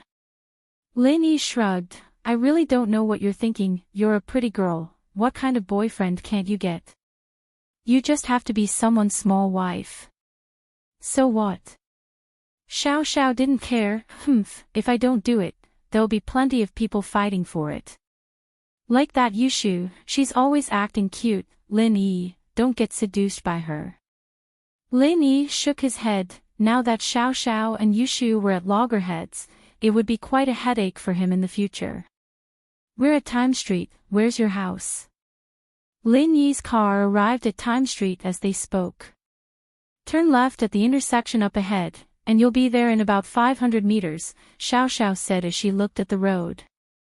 500 meters wasn't too far, and it only took a blink of an eye for Lin Yi's car to arrive at the entrance of a small district. The district was huge, but it wasn't a luxurious one, and one could see that Xiao Xiao's family wasn't too rich. Lin Yi thought about it and agreed. Xiao Xiao lost her mother when she was young, and she was raised by Tianlong alone. Tianlong's annual salary was high, but it was only around $1 million a year, and he couldn't afford a luxurious villa like that. It's here. Xiao Xiao directed Lin Yi to drive the car into the district and stopped in front of a building. I live here, Unit 3, top floor. Be careful upstairs, text me when you get home, Lin Yi nodded. In actuality, Lin Yi was just saying it casually. The security here was quite good, and there'd be security cars passing by every once in a while. Normally, there wouldn't be any bad guys. Plus, there was an electronic door at the entrance, and the elevators inside had surveillance cameras as well. Don't you want to go up and sit for a while? Xiao Xiao suddenly didn't want to leave. She was too happy today, and she was afraid that it was all a dream, that she'd realize it wasn't real when she got upstairs. Chapter 10:12. Chapter 10:10, The Feeling of Love. But, as Xiao Xiao got more and more into the relationship and her father's strong support, Xiao Xiao started to feel lost. She didn't know if she was doing the right thing. If Lin Yi really did fall in love with her, wouldn't it be painful? No, it's late. Go back and rest, Lin Yi said. Isn't your dad back? It's not good for me to go. He didn't go home, he's staying at a hotel. I think he has some other mission, and he's going out at night. He doesn't want to disturb my rest. Xiao Xiao shook her head. Her dad was really busy, and Xiao Xiao was used to living alone. I see. I won't go then. See you tomorrow, Lin Yi smiled. Oh. Okay, Xiao Xiao was a little disappointed. Can you kiss me then? Xiao Xiao suddenly raised her head and looked at Lin Yi, her bright eyes shining like stars in the night sky. It made Lin Yi's heart skip a beat. He had the urge to kiss her, but Lin Yi controlled himself well. Wasn't his development with Xiao Xiao a little too fast? Ha, let's go upstairs and sleep. Lin Yi didn't reply to Xiao Xiao. Oh. Xiao Xiao was a little disappointed. She really wanted to know what it felt like to kiss someone. She'd never had this kind of experience before. She used to feel disgusted whenever she thought about getting close to a guy, but with Lin Yi, she was looking forward to it. I'm going, Lin Yi said to Xiao Xiao. Go upstairs. Okay. Xiao Xiao hesitated. She didn't know where the urge came from, but she stood on her tiptoes and kissed Lin Yi on the cheek. She didn't wait for Lin Yi to say anything and jumped away, giggling. She was afraid that Lin Yi would get mad, so she waved at Lin Yi. Haha, I'm going. It feels good. With that, Xiao Xiao sprinted towards the door of the building. Lin Yi smiled as he looked at Xiao Xiao running away. He touched his cheek. That moment felt pretty good, and he had the urge to run over and hug Xiao Xiao. He knew that if he wanted to do something with Xiao Xiao, this girl wouldn't reject him for sure. She was different from Tang Yun, who was reserved, while Xiao Xiao was hot and passionate. He could tell that she didn't really reject him when he touched her boobs in Yanjing. But Lin Yi didn't do that, it was just an impulse. It wasn't love from the bottom of his heart. Indeed, Lin Yi liked Xiao Xiao a little, but Lin Yi didn't want the two to do anything too soon. Seeing Xiao Xiao go up the stairs, Lin Yi went back to his car and drove away. Xiao Xiao ran into the elevator in one breath. In the elevator, she was holding her chest and panting, her face as red as a cooked lobster. She was bold, but this was the first time she kissed a boy. Even if it was the face, it was enough to make her feel shy. But that electric feeling made Xiao Xiao fascinated. No wonder so many young men and women wanted to be in a relationship. This feeling was really good. Xiao Xiao touched her burning cheek. What did it feel like to be kissed? Kissing Lin Yi already made her feel so good. If she were to be kissed by Lin Yi, would she feel blissful? In a daze, the elevator reached the top floor. Xiao Xiao got off and went to her house. Xiao Xiao's house wasn't one of those luxurious villas, but it was a big duplex. Even if it was bought a few years ago in Songshan, it would still cost a few million. But Tianlong didn't use money much, and he knew that his daughter didn't have long to live. He didn't think about saving up, and would always try his best to provide his daughter with the best living environment possible. Xiao Xiao opened the door and rushed into the bathroom, washing her burning face with cold water. She needed to cool down. Phew. Xiao Xiao breathed out in relief after washing her face. Looking at her pretty face in the mirror, Xiao Xiao waved her fist and said to herself, Xiao Xiao, you're the best. You can do it, you can do it. Lin Yi's starting to like you. But after Xiao Xiao cheered herself on, she sunk into a strange feeling once more. Was this what it felt like to be in love? She seemed to really like Lin Yi. It didn't matter. She was going to die anyway, so she just wanted to experience the feeling of being in love. The more she immersed herself in it, the better it would feel. With that thought in mind, Xiao Xiao didn't plan on controlling her feelings. After leaving the bathroom, Xiao Xiao sent a text to Lin Yi, Honey, I'm home. Lin Yi was almost home when Xiao Xiao's text came. He was a little worried about why Xiao Xiao hadn't texted him for so long, but now he was relieved. Lin Yi replied to Xiao Xiao, I'm almost there too. Not long after Lin Yi's reply, his phone rang. Lin Yi thought it was Xiao Xiao, and because he was driving, he didn't look at the caller ID. He picked it up. Xiao Xiao, what's up? Xiao Xiao's such a nice name. I'm not Xiao Xiao, I'm Yin Yun. Tang Yun's voice sounded angry, but she couldn't help but laugh when she said Yun Yun. It's so awkward to call myself Yun Yun. Ha, I just got Xiao Xiao's text when your call came. I thought it was her. Lin Yi knew that Tang Yun wouldn't be jealous. She was an extremely kind girl, and after knowing about Xiao Xiao's tragic life, all she felt was pity and sympathy. She wouldn't have agreed to Tianlong's request otherwise. I'm just asking, are you home yet? I'm just worried. It wasn't that Tang Yun was worried about Lin Yi driving alone at this hour, but she was worried about the people who'd caused trouble for Lin Yi before. They'd all been taught a lesson by Lin Yi, but who knew if they'd given up or not? Would they wait for a chance to take revenge? I'll be home soon. Lin Yi said, right, I didn't get the chance to ask you because Xiao Xiao was here. What did you and Xiao Xiao talk about? What kind of agreement did you make? Why does it seem like she's picking up a big bargain as a concubine? Chapter 10:13. Or do you like to be stupid? Tang Yun didn't hide anything and told Lin Yi everything she and Xiao Xiao talked about, including the agreement they made. Lin Yi's eyes went wide as he listened to Tang Yun's explanation. He didn't expect Tang Yun to be this smart. Not only did she protect her position, but she also made Xiao Xiao feel like she got a great deal. Yun Yun, I didn't expect you to be this smart. Lin Yi sighed.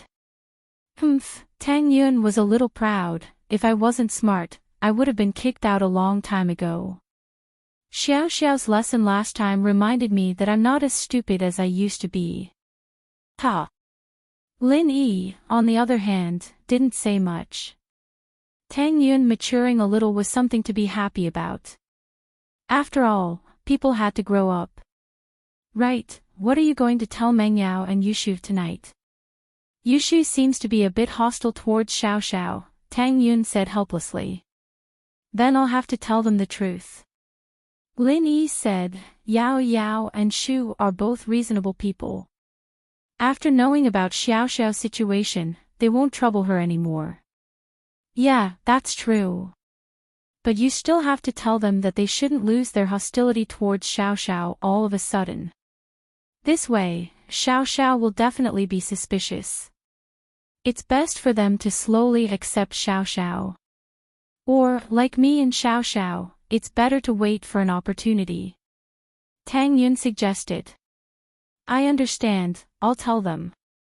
Lin Yi knew that Tang Yun was right, but with Yao Yao and Shu's intelligence, they should be able to handle things perfectly. You're driving, right? Then I won't bother you anymore. Drive safe, see you tomorrow. Tang Yun smiled. Yeah, see you tomorrow, Lin Yi nodded. Lin Yi was almost at the villa area, and he hung up.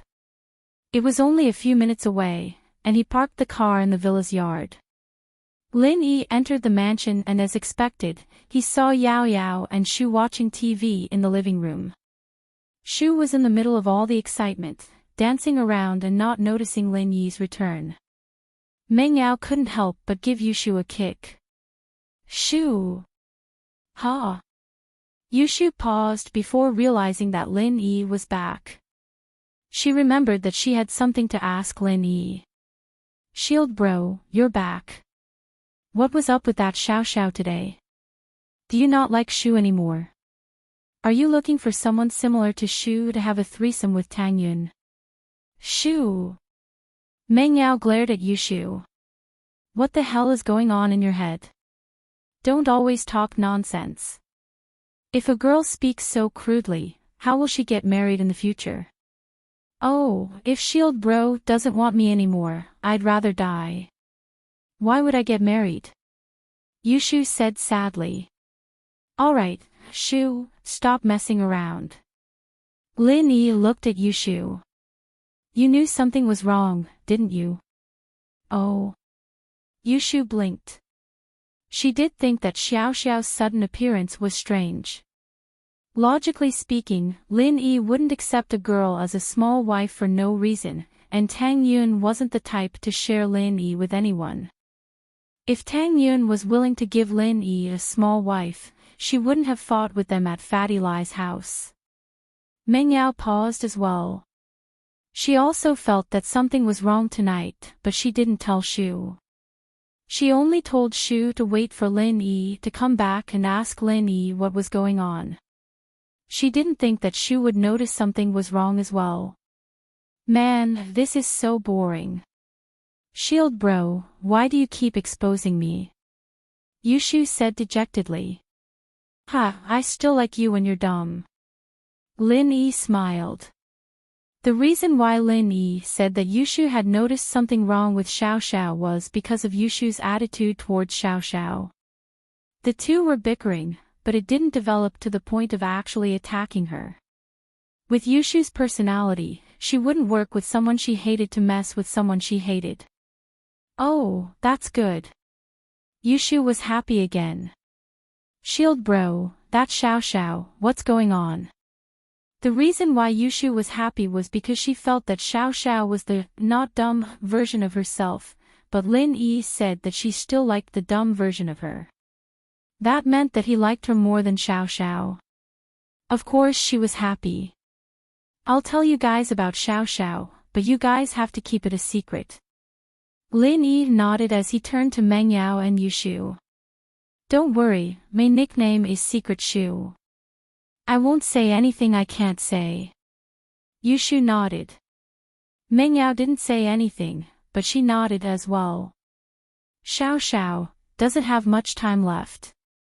Lin Yi sighed as he sat on the sofa in front of Meng Yao and Yushu. Aw. Doesn't have much time left. Meng Yao paused, her face changing. Lin Yi, you're saying that Xiao Xiao, that's right.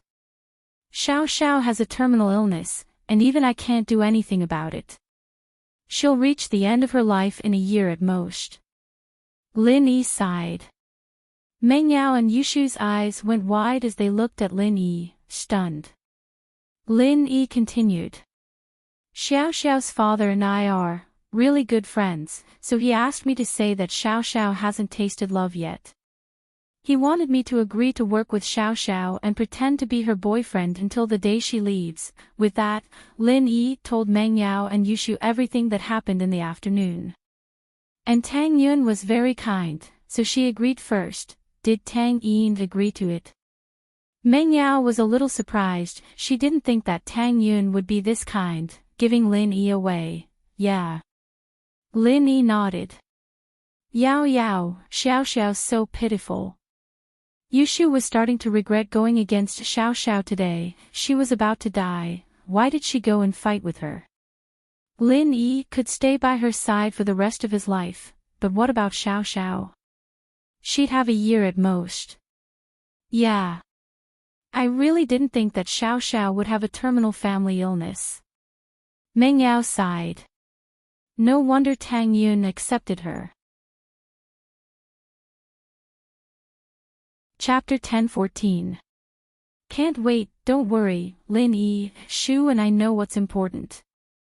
Meng Yao nodded solemnly. Plus, Shu and I promised that we won't be hostile towards Xiao Xiao anymore. You can bring her to the villa as a guest. Ha. That's not necessary. Don't change your attitude towards her all of a sudden, there needs to be a process. Lin Yi shook his head. Xiao Xiao isn't stupid. If you guys suddenly change your attitude 180 degrees, do you think she wouldn't be suspicious? That's true. Meng Yao nodded. Then how should we cooperate? Meng Yao was a sensible person, and after hearing about Xiao Xiao's situation, she sympathized with her. If there was anything she could do for her, she would be more than happy to do it. But her personality made it so that even though she wanted to help, her tone was still very calm. Don't try to get close to her, just let nature take its course. Lin Yi didn't know what to do, and he could only take it one step at a time. At least if Shu and Yao Yao were hostile towards Xiao Xiao, then there wouldn't be many conflicts in the future. Oh, leave it to me. Yushu, on the other hand, patted her chest confidently. I'll keep arguing with her, and then we'll get to know each other better, and we'll become good friends. Lin Yi's eyes twitched. He was really afraid that Yushu would use too much force and break her chest, but Lin Yi couldn't help but admire Yushu's idea. It was the most feasible one. Yushu, I'll be troubling you then. Lin Yi nodded. Oh, I love helping Shield Bro, but after Xiao Xiao leaves, you have to make it up to Shu. Yushu said. Lin Yi's forehead darkened. Shu seemed to be waiting for Xiao Xiao to die, but Lin Yi knew that Yushu didn't have any bad intentions. Standing up, Lin Yi said, I'll go see Faubert. You guys keep watching TV, but you can discuss the specifics with Yin Yin. Yes. Meng Yao was interested in interacting with Tang Yun, so she nodded naturally after Lin Yi said it. Lin Yi got up and walked into Faubert's room. Faubert had been living in the villa for the past 2 days. It was also convenient for Lin Yi to heal him. When Faubert saw Lin Yi walk in, he quickly stood up. Towards Lin Yi, Faubert didn't dare to neglect. His respect for Lin Yi came from the heart. Lin Yi could be said to be his savior. If it weren't for Lin Yi, his meridians wouldn't have been repaired. It could be said that Lin Yi's kindness to Faubert could be said to be like a second parent. Faubert treated Chu Pingzhan with the respect of an old friend, but towards Meng Yao, it was more of a love from the heart. The pain of losing his wife and daughter made Faubert treat Meng Yao, who he watched grow up, like his own daughter. Little Yi, you're back. Although Faubert called Lin Yi Little Yi, it was also because of Lin Yi's strong request, but his words were filled with respect. Faubert, what do you think? Lin Yi nodded and walked into the room. As for Faubert's attitude, Lin Yi raised it twice, but Faubert was still like this. Lin Yi couldn't do anything about it. After all, Lin Yi knew that his treatment of Faubert, in the Wulin world, was equivalent to giving him a new lease of life. Not bad, just 1 more meridian, I should be able to recover by tonight. Faubert said. Alright, then I'll do it today and fix your meridian. Lin Yi was also a little impatient. After all, the strength of an Earth class was not to be underestimated. If Faubert really recovered his strength, then Lin Yi would have a super helper. House Yu, Xiao family's threats would no longer exist. Thank you. Faubert nodded and sat on the bed, waiting for Lin Yi to come over and transfer the pure energy into his body. General Wei Wu. Lin Yi called General Wei Wu. General Wei Wu obediently ran to Faubert's room and squatted there, ready to protect Lin Yi and Faubert. These days, General Wei Wu was used to protecting Lin Yi and Faubert. Woof woof. General Wei Wu barked at Lin Yi, as if telling Lin Yi that it was ready. Lin Yi nodded and sat beside Faubert. He activated the art of dragon mastery and started using the energy in his body to repair Faubert's damaged meridian. After a few days of hard work, Lin Yi had repaired most of the damaged meridian in Faubert's body. Today was the last one. Lin Yi's energy quickly flowed into Faubert's body. Faubert's meridian was recovering at a speed visible to the naked eye. Faubert couldn't help but moan in comfort. The pure energy that Lin Yi transferred to him was quickly absorbed by him. Before this, Faubert didn't believe that Lin Yi's pure energy could really be used by him without any side effects. However, after a few days, it was proven that Lin Yi's pure energy was really effective on him. It could be said that Lin Yi was very familiar with healing people. After about 15 minutes, the last damaged meridian in Faubert's body was completely repaired by Lin Yi. Now, Faubert was a person who could practice internal martial arts. Although there wasn't a trace of pure energy in Faubert's meridian, Lin Yi could feel the thickness of Faubert's meridian. If there was enough energy transferred to Faubert's meridian, he could immediately recover to become an Earth rank expert. This was the same situation when he dropped a level. It was similar to when he was in an online game, his level was still there, but he didn't have any experience points. This way, there was an advantage. As long as there was enough energy, he could once again become an Earth rank expert without any effort. This way, he wouldn't have to break through the bottleneck every time he cultivated. Lin Yi repaired the last meridian in Falbert's body. His heart suddenly surged with a fanatical impulse. That was, he couldn't wait to restore Falbert to an Earth rank expert.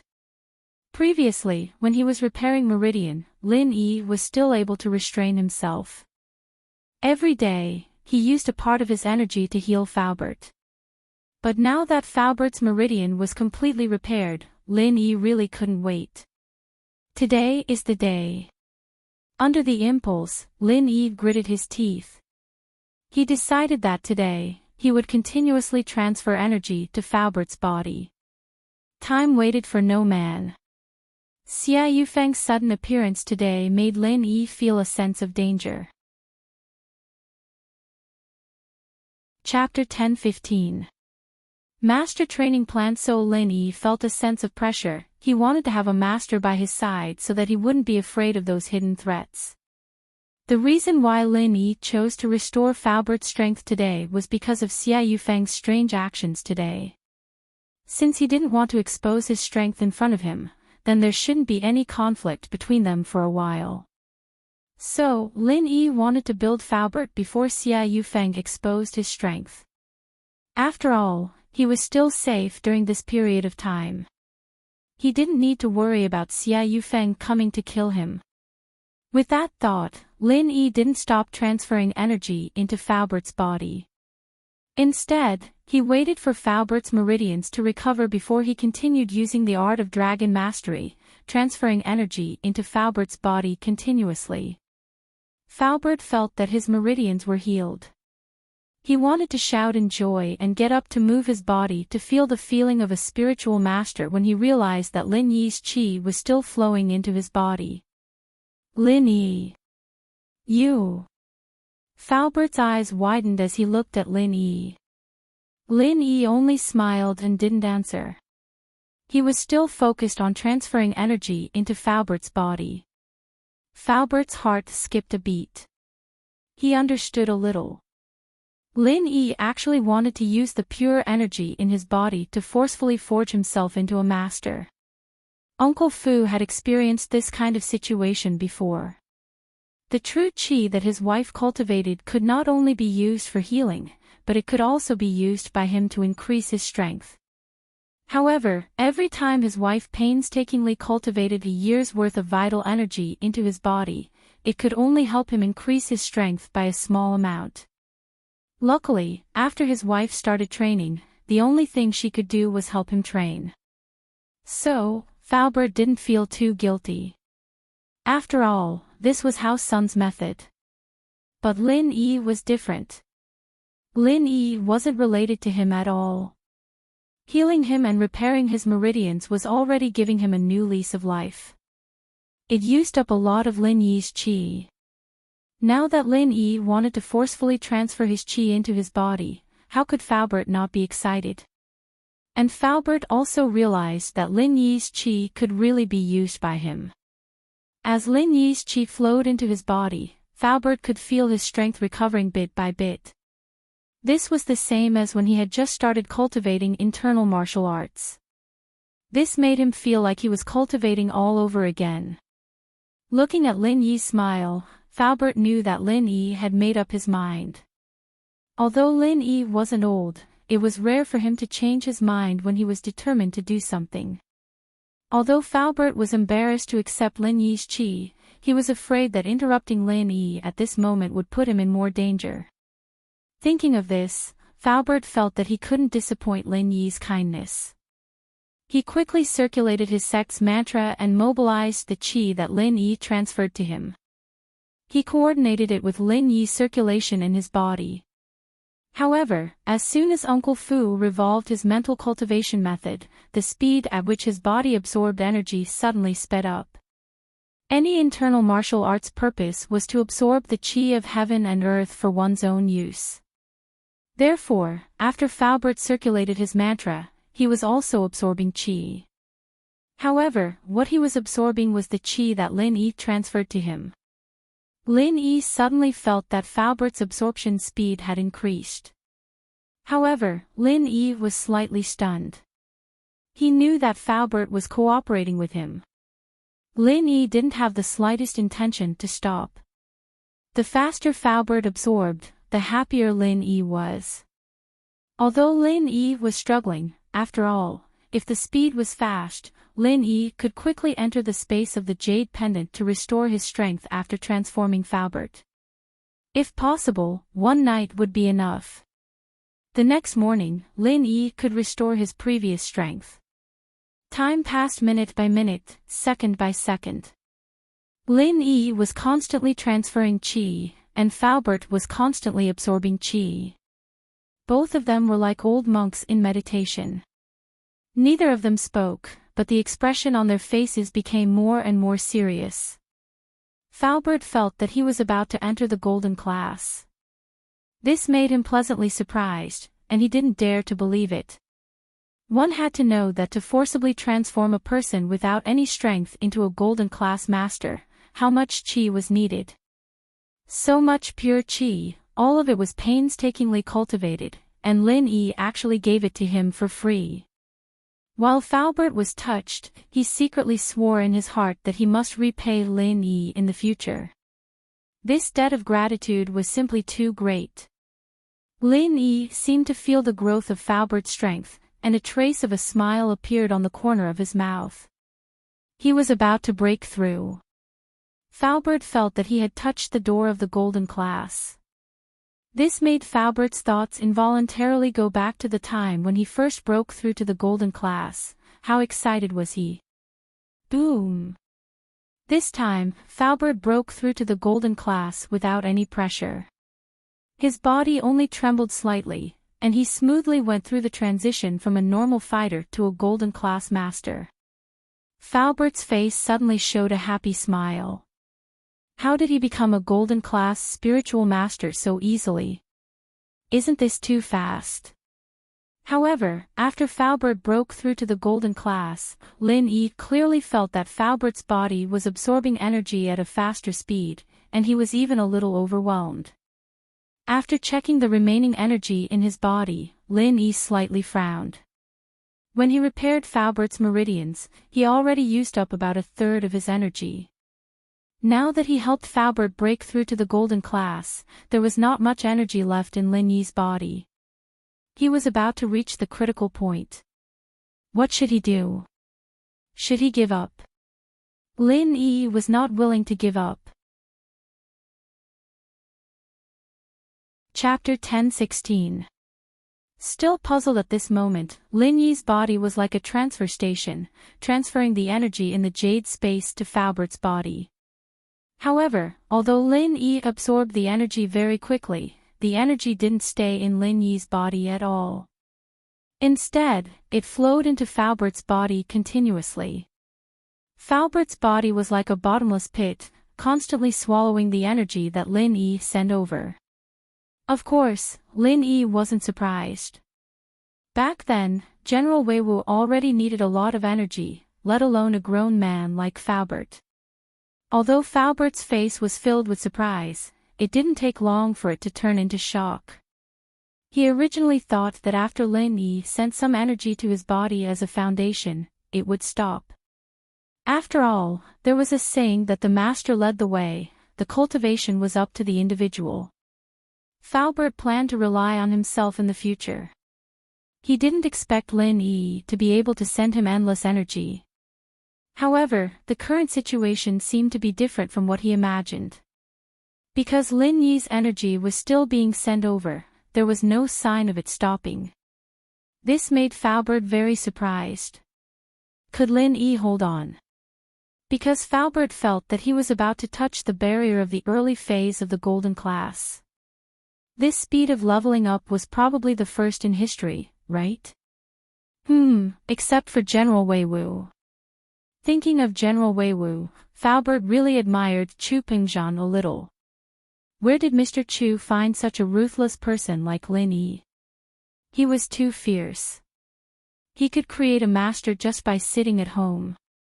Although Faubert didn't know who Lin Yi was and which super force or sect he came from, he could tell that it wasn't simple from the fact that he could create a master just by sitting at home. At least, Lin Yi's background shouldn't be any weaker than his own sect, maybe even stronger. Thinking of this, Faubert's eyes became fiery. If he wanted to take revenge, it was not impossible. It was just that Lin Yi probably wouldn't intervene. When the time came, he would have to work hard on his own. Boom! Without any warning, Faubert broke through again. From the peak of the early phase of the golden class to the middle phase of the golden class. This kind of leveling speed, Faubert could not help but secretly click his tongue. It was too fast. Back then, it took him a few years to go from the early phase of the golden class to the middle phase of the golden class, but how long had it been? Only 3 hours, right? He went from a normal person to a master of the middle phase of the golden class. Faubert couldn't help but feel sorrowful when he thought of those people who cultivated bitterly, or even those who cultivated for their entire lives, but still couldn't improve their strength. Comparing oneself to others was really a case of death. For some people, not to mention the early phase of the golden class to the middle phase of the golden class, they had to go through a very difficult process to get from the early phase of the golden class to the early phase of the golden class. However, within a few hours, Faubert broke through without any pressure. Faubert reaching the middle phase of the golden class caused Lin Yi a lot of trouble. The energy Faubert needed to level up was obviously much more than General Weiwu. Therefore, Lin Yi felt like his body was like a sieve, the energy rushed through his body without stopping at all, causing Lin Yi's meridians to be filled with a large amount of energy. But in order for Lin Yi to create an Earth-class master, Lin Yi endured it. Once this thing was successful, it would be a historical breakthrough. Perhaps no one would have thought that he would create an Earth-class master's trump card, right? Thinking about it made Lin Yi extremely excited. As time went by, the energy Faubert absorbed in his body kept increasing. Another few hours passed, and Faubert's strength rose from the middle phase of the golden class to the peak of the middle phase of the golden class. Then, it was imaginable that he would have another breakthrough. When the sky outside started to brighten, Faubert already had the strength of the late phase of the golden class. Just a few days ago, Faubert was depressed and thought that he was crippled. The physical strength of the late phase of the golden class that he painstakingly cultivated was gone just like that. But now, not only was he about to have the strength of the late phase of the golden class again, but his spiritual strength was even better than his physical strength. While Faubert was enjoying the feeling of leveling up, Lin Yi wasn't having it so good. After all, a large amount of energy passed through Lin Yi's body, making Lin Yi feel like he was struggling to hold on. Continue. He had to continue. Lin Yi gritted his teeth and continued to silently circulate the art of dragon mastery, so that the energy in his body continued to be transferred to Faubert's body. Finally, Faubert's strength was advancing towards the peak of the late phase of the golden class. Lin Yi's lips curved into a smile. He was about to complete a big leap, and this made Lin Yi inexplicably excited. Lin Yi could clearly feel the change in Faubert's strength level, so as Faubert's strength increased, Lin Yi's heart was also extremely excited. The time to witness a miracle was coming. Under the strong transfer of energy from Lin Yi, Faubert's strength finally broke through to the peak of the late phase of the golden class. A hint of joy appeared on Lin Yi's face. It had only been a few hours, and Faubert had already turned from a normal person to a peak of the late phase of the golden class. It was even faster than taking a plane. It seemed like he had to work harder. Faubert was about to become a mystic class master. The peak of the late phase of the golden class was only one step away from the early phase of the mystic class. Thinking of this, Lin Yi worked even harder to circulate the art of dragon mastery, so that the energy quickly poured into Falbert's body. But then, a strange thing happened. The energy that Lin Yi sent into Falbert's body stopped abruptly, as if he was filling up the gas tank of a car, and suddenly it was full. Although Lin Yi's art of dragon mastery didn't stop, the energy could no longer pass through his body to Falbert's body, and it was absorbed by Lin Yi's own body. What was going on? Lin Yi couldn't help but frown. He could be sure that his hand was still on Falbert's body. Logically speaking, this kind of situation shouldn't happen, but it just happened. Lin Yi stopped circulating the art of dragon mastery, and the energy in the space of the jade suddenly stopped flowing into Lin Yi's body. After resting for a while, Lin Yi circulated the art of dragon mastery again, wanting to let the energy pass through his body to Falbert, but Lin Yi helplessly found that the energy was still being absorbed into his body, and not transferred to Falbert. He could continuously transfer it to Falbert. Why was it stuck? This was a question that Lin Yi couldn't answer no matter how hard he thought about it. Falbert, how did you feel when the chi stopped? Lin Yi hesitated and asked. Falbert sighed and raised his head to speak to Lin Yi. I didn't feel anything special. I just felt that the chi from your side suddenly stopped, that. Lin Yi smiled bitterly. What Falbert said was basically the same as not saying anything. Lin Yi still couldn't figure out what the problem was. Don't worry about me, your own strength. Falbert looked at Lin Yi worriedly. You seem to have dropped a level. I'm fine. Could it be? Lin Yi was suddenly startled. Was it because he didn't have any energy in his body? Just relying on the energy from the jade wasn't enough for Falbert to break through. Did he need the energy in his body to assist him? Although this guess was a bit far-fetched, Lin Yi could only think of this possibility. Because other than this, he couldn't think of any other problems. It was as if everything was ready and only the east wind was missing. This made Lin Yi take action immediately. Falbert, I'm going to rest for a while.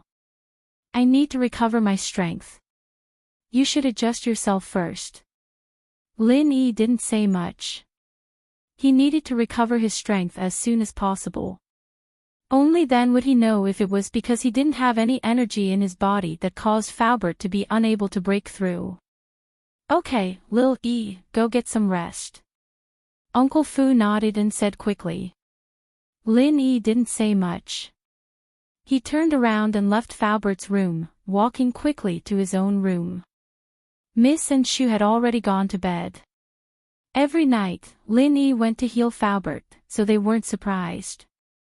After Lin Yi returned to his room, he quickly entered the jade space and used all the time he had to recover the lost energy in his body. It was already morning outside.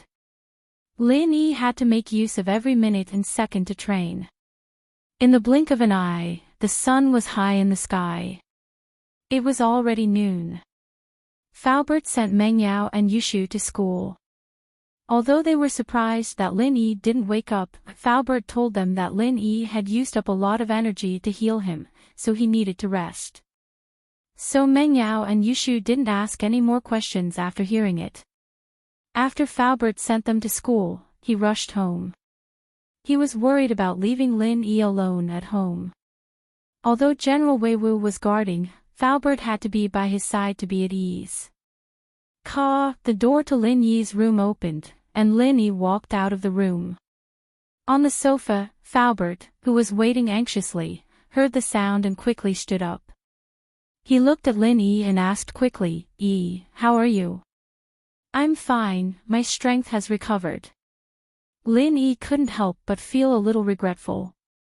After recovering his strength this time, he was still in the middle phase of Mystic Division.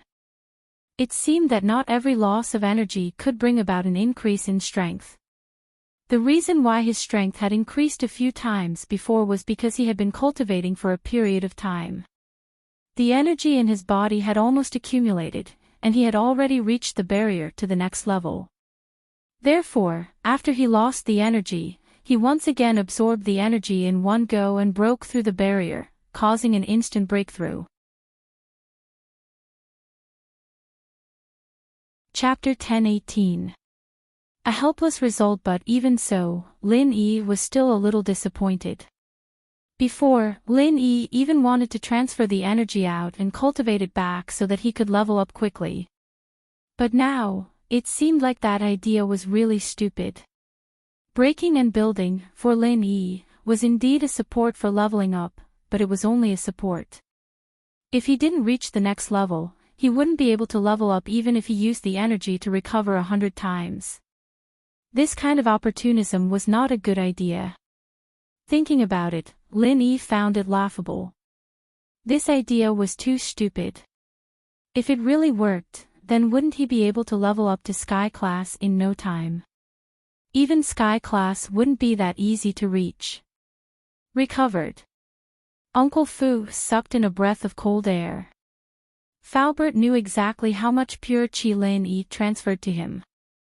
Not only did it repair his meridians, but it also turned him from a normal person to a peak late phase golden class master.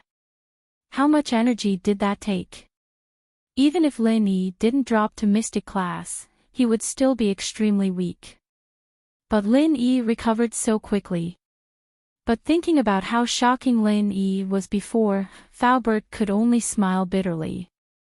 Lin Yi wasn't someone that could be judged by common sense. Faubert, now that my strength has recovered, let's do another experiment and see if it can help you break through again. Lin Yi said. Experiment again. You've just recovered your strength. Is that okay? Faubert looked at Lin Yi in surprise. He didn't think that he'd just recovered his strength, and now he was going to help him recover. We have to try it. Lin Yi nodded firmly. He didn't have the habit of giving up halfway, so once he decided on something, he had to do it. Oh. Okay then. Faubert saw how determined Lin Yi was and nodded. It seems like I have no choice but to agree. Then I'll have to trouble you. Lin Yi shook his head and smiled. What's there to trouble? I just want to have an Earth class by my side. That way, House Yu and Xiao family won't be a threat anymore. Ha! Faubert heard Lin Yi's words and couldn't help but laugh. Yeah, if I was at my peak, what would House Yu and Xiao family amount to? They're just a common world noble house. They're nothing now. I'm just worried about the hidden house behind House Yu, Lin Yi said. Hidden house, yes. Although Uncle Fu didn't say anything, his words still carried a hint of pride. When Uncle Fu was young, he must have been someone who could stand shoulder to shoulder with a hidden house, right? Lin Yi put his hand on Uncle Fu's shoulder again and said in a low voice, Uncle Fu, it's about to start, please get ready. Faubert, it's about to begin, please get ready. Faubert's smile disappeared and was replaced with a serious expression. He didn't want Lin Yi to waste more qi for him, but he was looking forward to breaking through again. Lin Yi activated the art of dragon mastery, preparing to transfer the energy in his body to Faubert's body. However, something strange happened again. The qi circulated in Lin Yi's body, but it didn't go to Faubert's body at all. Faubert, have you started your own chant? Lin Yi was startled and asked. Yes, I'm doing it now. Faubert nodded. It hasn't started yet. Let me try again. Lin Yi frowned and continued to activate the art of dragon mastery. However, the situation was still the same. His qi couldn't be transferred to Faubert through his hands.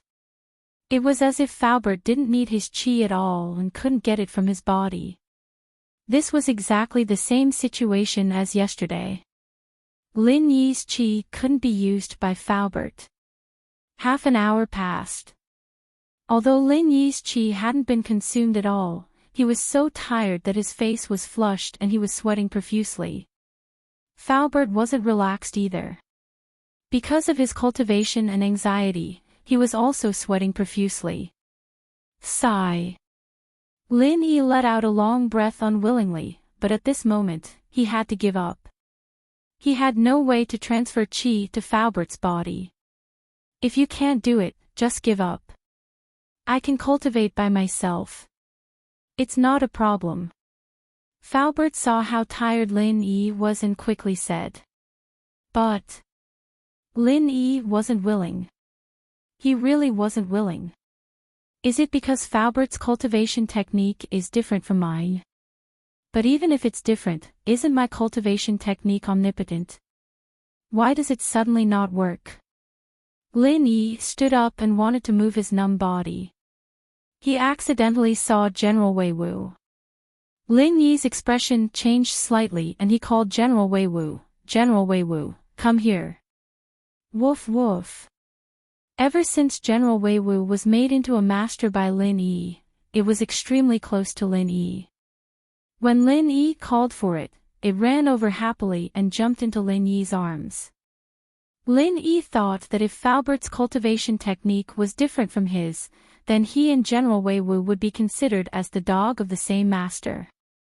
So Lin Yi wanted to try and see if he could increase General Wei Wu's strength. Lin Yi hugged General Wei Wu and activated the art of dragon mastery. However, what disappointed Lin Yi was that only a small amount of energy entered General Wei Wu's body. What happened next was exactly the same as Falbert's situation. The energy transfer stopped abruptly. Lin Yi couldn't transfer any more energy into General Wei Wu's body. General Wei Wu was a dog with the strength of the peak of the late phase of the golden class. The little bit of energy that was transferred was probably only enough to make up for General Wei Wu's energy consumption. When General Wei Wu fought against Ubide, it probably used up some of its energy. However, General Wei Wu didn't know how to cultivate and recover on its own, so it used up all its energy. It could only rely on Lin Yi to replenish its energy. However, after replenishing its energy, it was impossible to transfer more energy into General Wei Wu. Lin Yi couldn't help but fall into deep thought again. It was the same for General Wei Wu. It couldn't break through anymore. What was the reason? Lin Yi, the strength of the peak of the late phase of the golden class is not bad. Seeing the disappointment on Lin Yi's face, Falbert quickly comforted him. Hee. I know. Lin Yi sighed and said, Falbert, go do what you need to do. I'm going to school now. Since it had come to this, Lin Yi could only give up. It seemed like he was too naive. He thought that his energy was omnipotent and he could mass-produce masters. Chapter 10-19. Jiao Lao's explanation. Although being at the peak of the late phase of the golden class was already a very powerful existence in the mortal world, it was almost like a phoenix feather. But it was useless to Lin Yi now. Lin Yi's enemies were all from the noble houses and not the mortal world. They were all mystic class masters. Falbert and General Wei Wu couldn't help him either. Whatever, it seemed like trickery wasn't a good idea. He still had to rely on himself.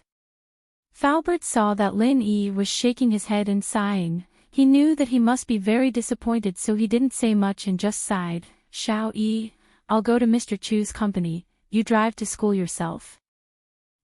I'll go myself, Lin Yi said. I'll go take a shower first. Falbert, you can go first. Okay, Falbert saw that Lin Yi had recovered his strength, so he didn't worry anymore and left the mansion.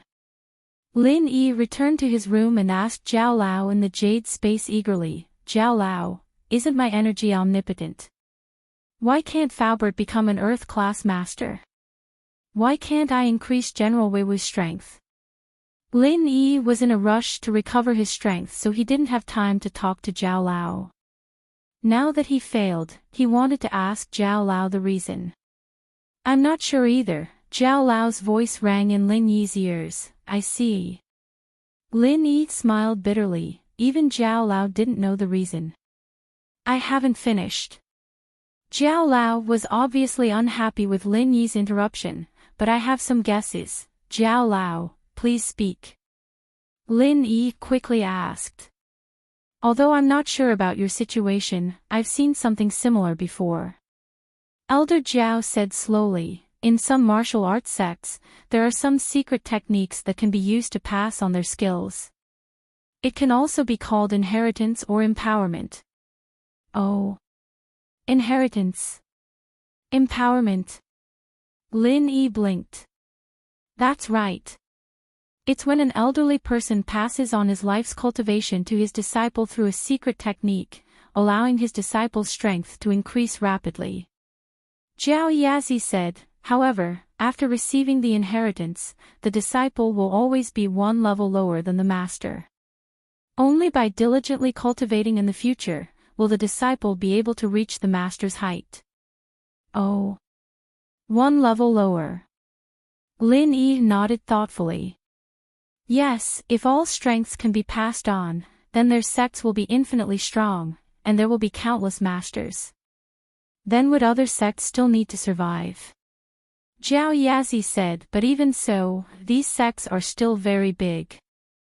Zhao Lao, you mean that this is also a type of inheritance?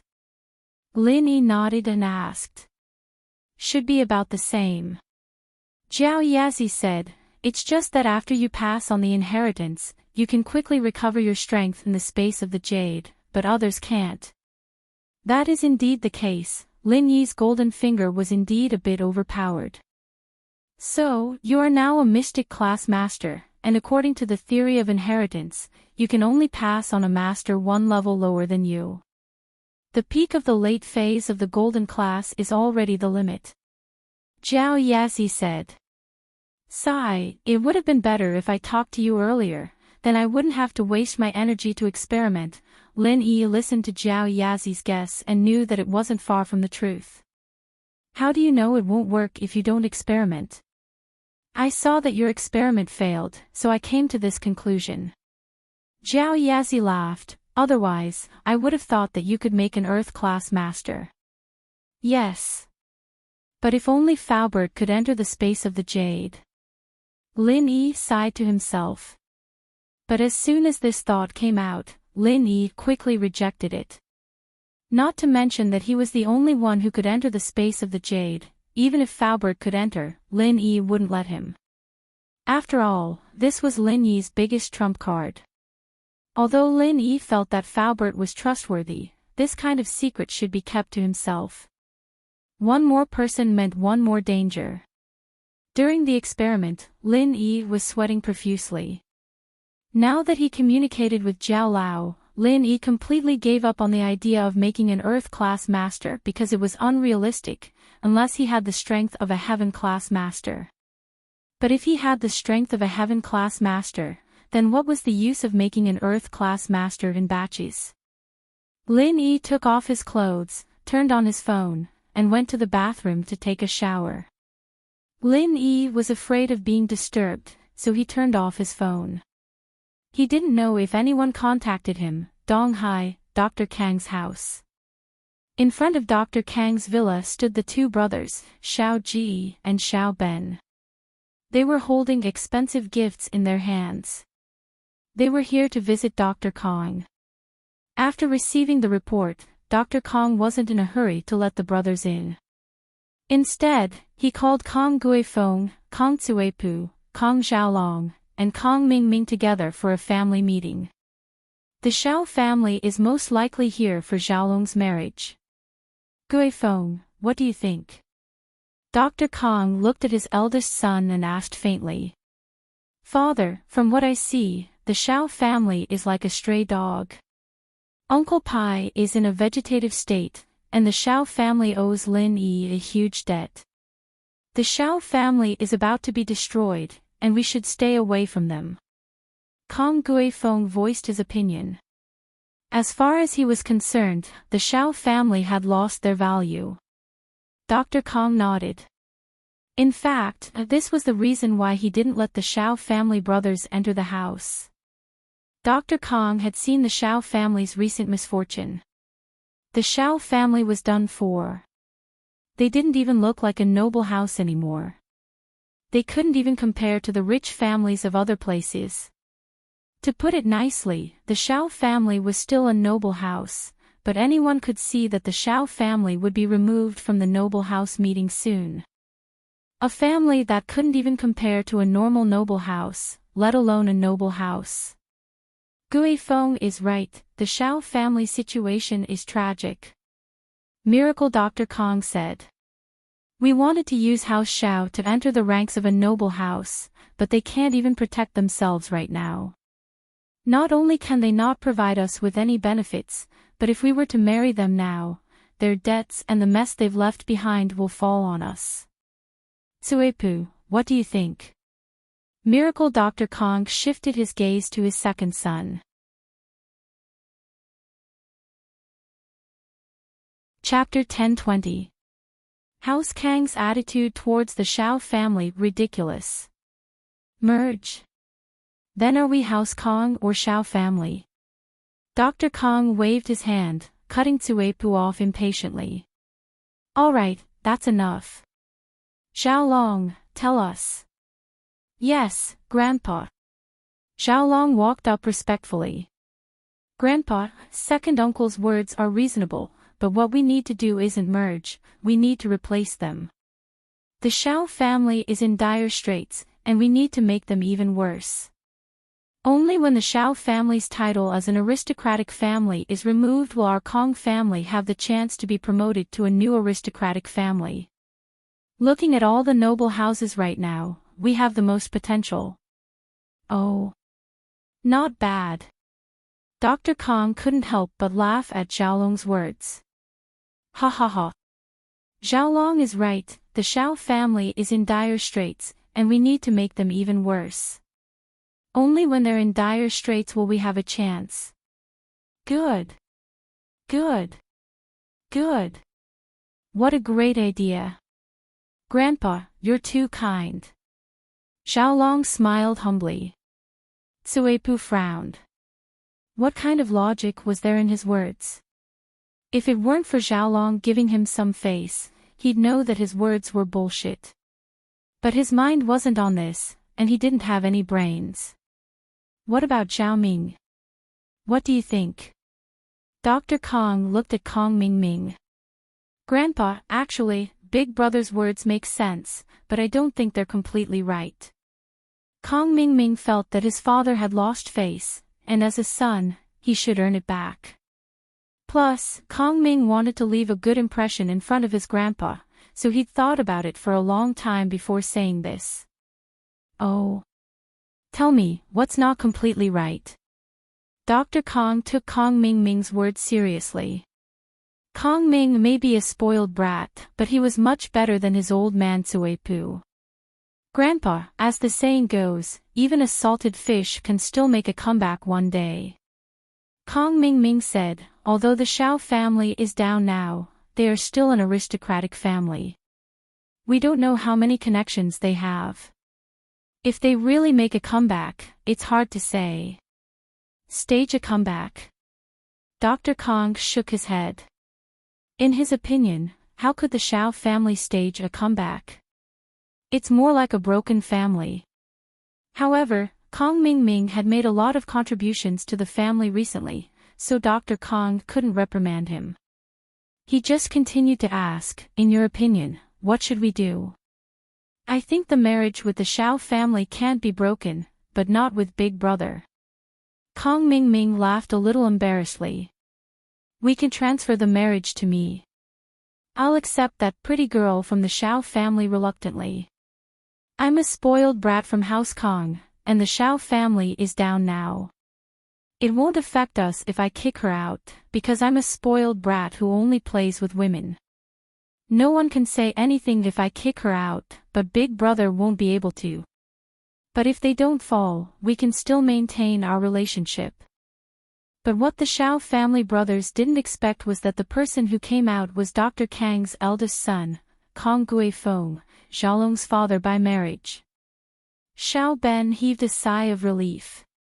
There was still hope if someone of such importance was sent to greet the two brothers.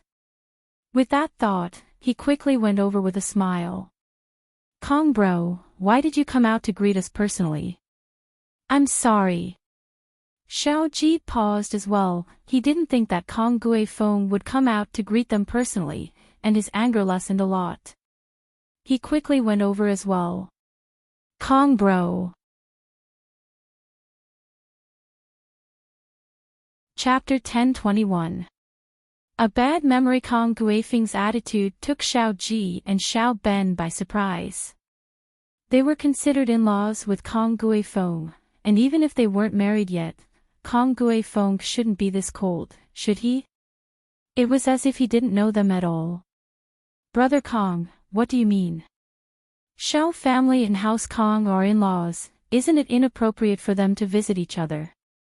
Xiao Ben pretended to be confused. In-laws? Since when did our families become in-laws? Kong Guifeng blinked. I don't think so, Xiao Ben. Xiao Ben, did you remember wrongly?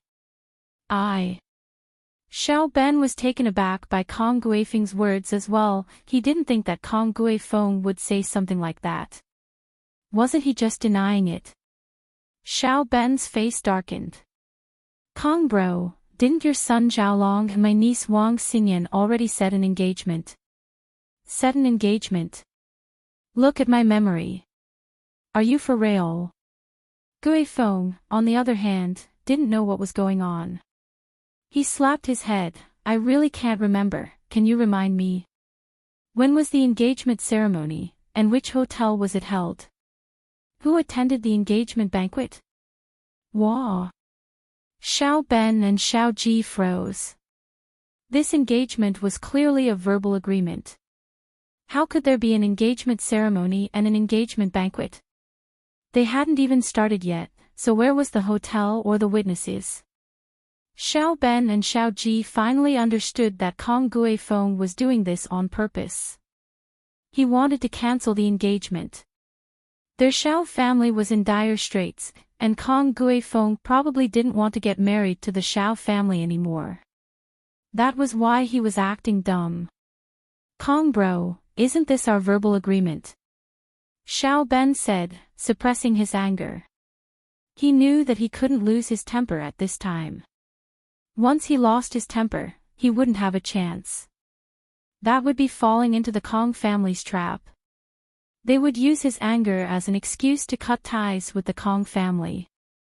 Verbal agreement. Kong Guifeng frowned. I don't remember anything. You. Xiao Ben was pissed, and Xiao Ji was on the verge of going berserk. Hey, I'm sorry. Look at my memory. I've been forgetful lately. I can't remember anything that happened before. Many scammers have come to me recently, saying that I agreed to marry them, but they can't prove it. Kong Guifeng shook his head, troubled.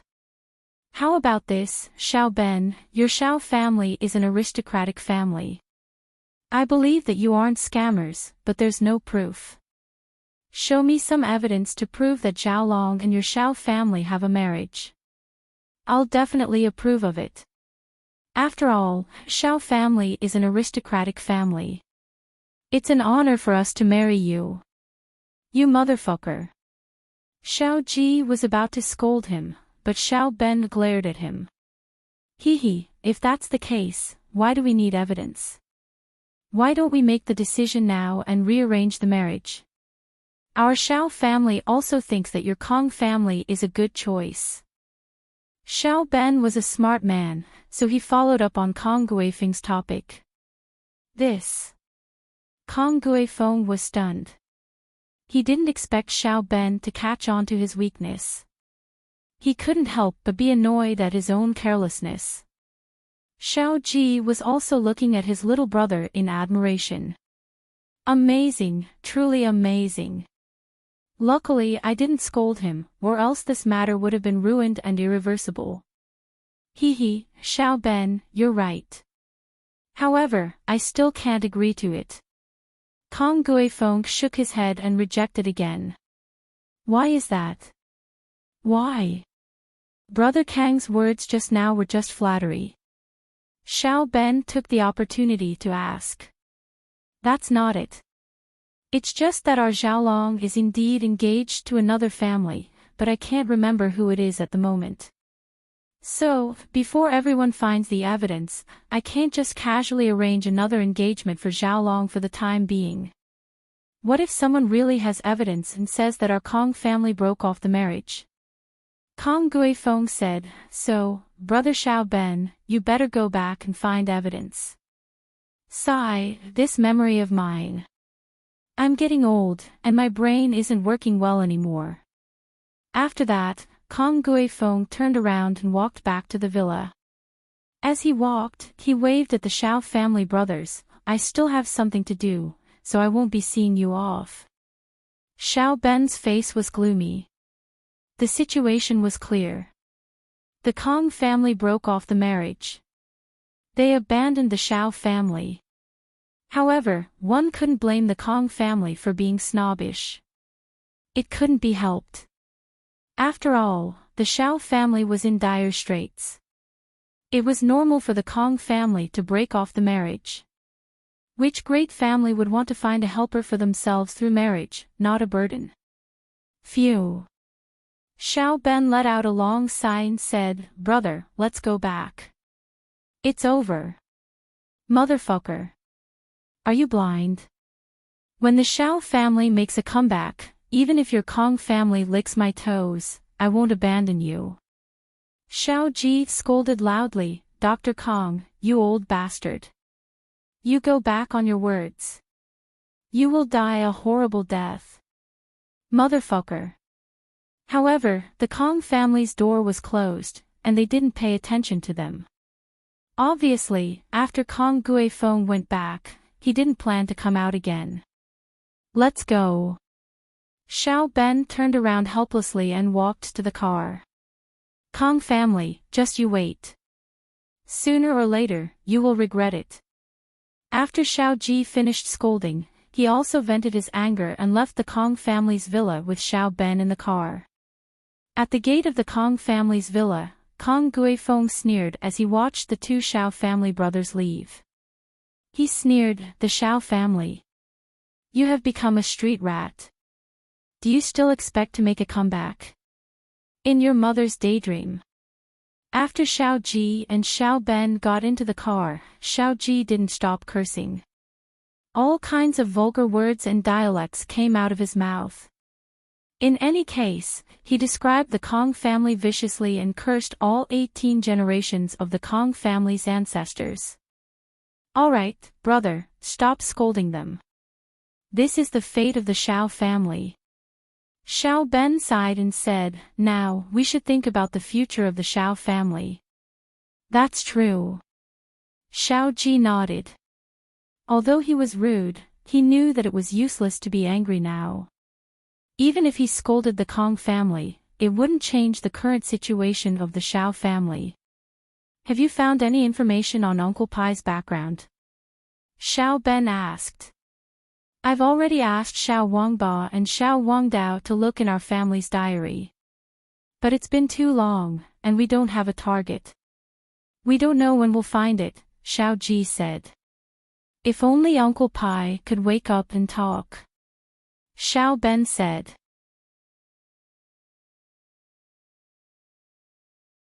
Chapter 1022. Xiao Xiao's Rage Lin Yi took a nice hot shower, washing away the sweat on his body. He put on his clothes and was about to leave when he realized that there were 10 missed calls and 20 messages. The text messages could be sent at different times and received as soon as the phone was turned on, but the phone call must have just arrived. Lin Yi checked the missed calls. There was only one from Tang Yun, and the rest were all from Xiao Xiao. Lin Yi paused, but he still checked the messages first. Lin Yi was speechless. They were all from Xiao Xiao. Darling, I miss you. This message came in the middle of the night. I got up early this morning. Come and pick me up early. This was sent in the morning. I'm done packing, going downstairs. This was from morning as well. Lin E. Why didn't you reply? This was from morning as well. Lin E, are you coming to pick me up or not? Why haven't I seen you? I'm going to be late. This was from morning as well. Wah, did you forget about me? This was from morning as well. Your phone's turned off, you really aren't coming to pick me up. This was from morning as well. Lin E, you bastard, you should at least tell me if you don't want me anymore. I woke up in the middle of the night to get dressed. This was from morning as well. I'll take a taxi to school myself, can't wait. This was from morning as well. Why didn't you come to school today? Where are you? What's wrong? This was from morning as well. Why's your phone still turned off, what's wrong?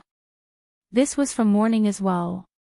Lin Yi smiled bitterly as he looked at Xiao Xiao's long list of messages, slapping his forehead helplessly. Only then did she remember that she'd promised Xiao Xiao yesterday that she'd take her to school this morning, but because of Uncle Fu, she didn't get to go. What about Yunin? How did she go to school? Lin Yi looked at his messages, and under the sea of messages from Xiao Xiao, he finally saw one from Tang Yun. Lin Yi, Faubert came to pick me up for school this morning. He said that you need to rest after healing him. I'm fine, you can rest well. Lin Yi looked at Tang Yun's message and realized that it was Faubert who picked her up in the morning. Because Lin Yi didn't wake up, Faubert knew that Lin Yi had to pick Tang Yun up at school every day, so he naturally took on this responsibility. But he didn't know about Xiao Xiao's sudden incident, and the Miss and Yushu evidently didn't think of Xiao Xiao. After all, Xiao Xiao usually drove to school by herself. Who knew that she would have a date with Lin Yi today? Lin Yi sighed and decided to call Xiao Xiao first. Lin Yi, you finally called me. I'm so happy. You called the small wife first. Xiao Xiao's excited voice came from the other side of the phone. Lin Yi wanted to apologize to Xiao Xiao, because from her message, he could tell that she was quite angry, and he did screw her over, making her wait the whole morning for nothing. But before Lin Yi could say anything, Xiao Xiao called out excitedly, forcing Lin Yi to swallow the apology he was about to say. I was healing someone and forgot the time, so I didn't wake up this morning. Lin Yi said. Okay, I know, I knew you wouldn't ignore me for no reason. As expected, you didn't even talk to the big wife and called the small wife first. Yunin sis is getting jealous. Xiao Xiao said happily. Xiao Xiao, what are you talking about? Who's getting jealous? Tang Yun said helplessly. She didn't feel anything about Lin Yi calling Xiao Xiao first. She didn't want to get jealous with Xiao Xiao, and besides, Xiao Xiao had called Lin Yi a dozen times and texted him 20 times, while she only sent one. She'd already said that she knew about Lin Yi's situation, so it was reasonable for Lin Yi to call Xiao Xiao first. What was there to be jealous about? Oh. You're with Yunin. Lin Yi blinked, sweating. Tang Yun wouldn't be unhappy that he called Xiao Xiao first, would she? But Tang Yun's voice didn't sound different, so she wasn't angry anymore. I couldn't find you, so I went to Yunin sis. I asked and found out that you didn't come to pick me up because you were healing someone, Xiao Xiao said. Yunin sis called you just now and got through, but you didn't pick up, so I called you a bunch. Ha. Lin Yi shook his head with a smile. This Xiao Xiao was quite an optimist, getting angry fast, getting happy fast, getting excited fast again. Are you coming to school in the afternoon? Xiao Xiao asked. Yeah, I'll be there in a bit. Lin Yi said. Okay. Xiao Xiao was excited. She'd gotten up in the middle of the night to dress up, preparing to surprise Lin Yi in the morning, but she didn't even see Lin Yi. She couldn't help but feel disappointed. If she didn't see Lin Yi today, her makeup would be for nothing. Give the phone to Yunyin, I'll talk to her. Lin Yi said. Since Tang Yun was by Xiao Xiao's side, Lin Yi didn't need to bother calling. Okay, Yunyin sis, Lin Yi's looking for you. Xiao Xiao passed the phone to Tang Yun.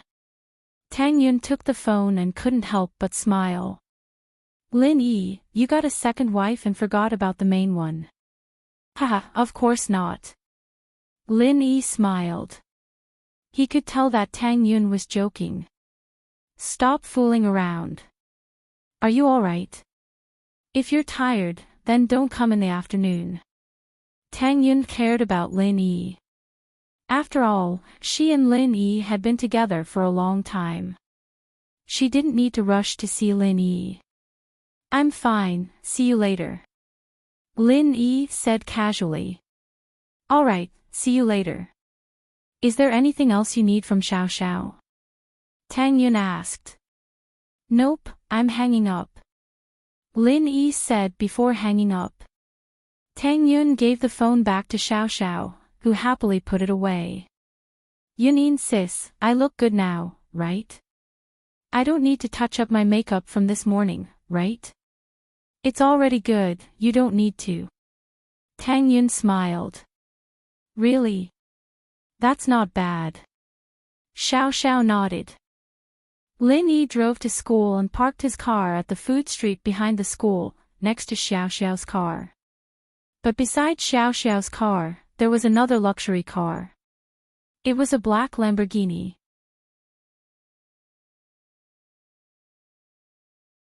Chapter 1023. Lin Yi jumped. Was this Xia Yufeng pretty rich? He bought a sports car on his first day of school transfer. But Lin Yi only took one look before walking back to school. What car Yufeng drove had nothing to do with him. As long as he didn't mess with him, he could do whatever he wanted. When Lin Yi got to school, it was already the first class in the afternoon. Lin Yi walked into the classroom and sat down at his desk. Not long after, the teacher walked in and started the afternoon class. Xiao Xiao was disappointed. Lin Yi didn't even look at her when he walked in. Didn't he notice that she was different from usual? Even that idiot Yufeng noticed it. After a while, Lin Yi still didn't look at her. He took out his textbook and listened to the teacher attentively. This made Xiao Xiao depressed. Ahem. Xiao Xiao couldn't take it anymore. She coughed twice, hoping to get Lin Yi's attention. What's wrong? Do you have a cold? Lin Yi heard Xiao Xiao's coughing and asked. But Lin Yi didn't even look at her when he asked. No. Xiao Xiao was even more depressed now. Hey, Lin Yi, talk to me. What? You're not paying attention anymore. Lin Yi asked. You always skip class, what's there to listen to? Talk to me. Xiao Xiao was panicking. Go ahead, I'm listening. Lin Yi nodded. You. Xiao Xiao was pissed. She couldn't hold it in anymore. Can't you turn around and look at me? Look at you. Why would I look at you? Lin Yi asked. Just tell me if you dare to look or not. Xiao Xiao said, panicking. Ha. Lin Yi's observation skills were extremely sharp. He'd seen Xiao Xiao the moment he entered the classroom, and he'd been stunned by her beauty. The first time he saw Xiao Xiao, she had heavy makeup on, looking like a non-mainstream girl. When she was at school, she didn't have any makeup on, but today she had light makeup on, and her hairstyle was meticulously styled. Even her clothes were carefully matched, with some simple accessories. It made Xiao Xiao look especially beautiful. It was just that Lin Yi wanted to tease Xiao Xiao, so he didn't say it out loud. As expected, Xiao Xiao couldn't wait any longer. What are you laughing at? Xiao Xiao asked back. do you dare to look or not? I wouldn't dare. Lin Yi shook his head. Ha! Xiao Xiao paused, not expecting Lin Yi to say no. This caused her to freeze for a moment, then she immediately gritted her teeth. Lin Yi, you, why don't you dare? Because you're too pretty today. I only took one look at you when I came in, and my heart was already racing. I'm afraid that if I look too much, I'll molest you in the classroom, Lin Yi said. Ah. Xiao Xiao's mouth was wide open at Lin Yi's words, but then a smile blossomed on her face. So Lin Yi had seen what she looked like. Xiao Xiao couldn't help but feel happy. She started to say things when she was happy. It's fine, look again, I'm not afraid of being molested. Ahem. It was Lin Yi's turn to cough. Lin Yi, what's wrong? Do you have a cold? Xiao Xiao asked with a smile as she saw him coughing.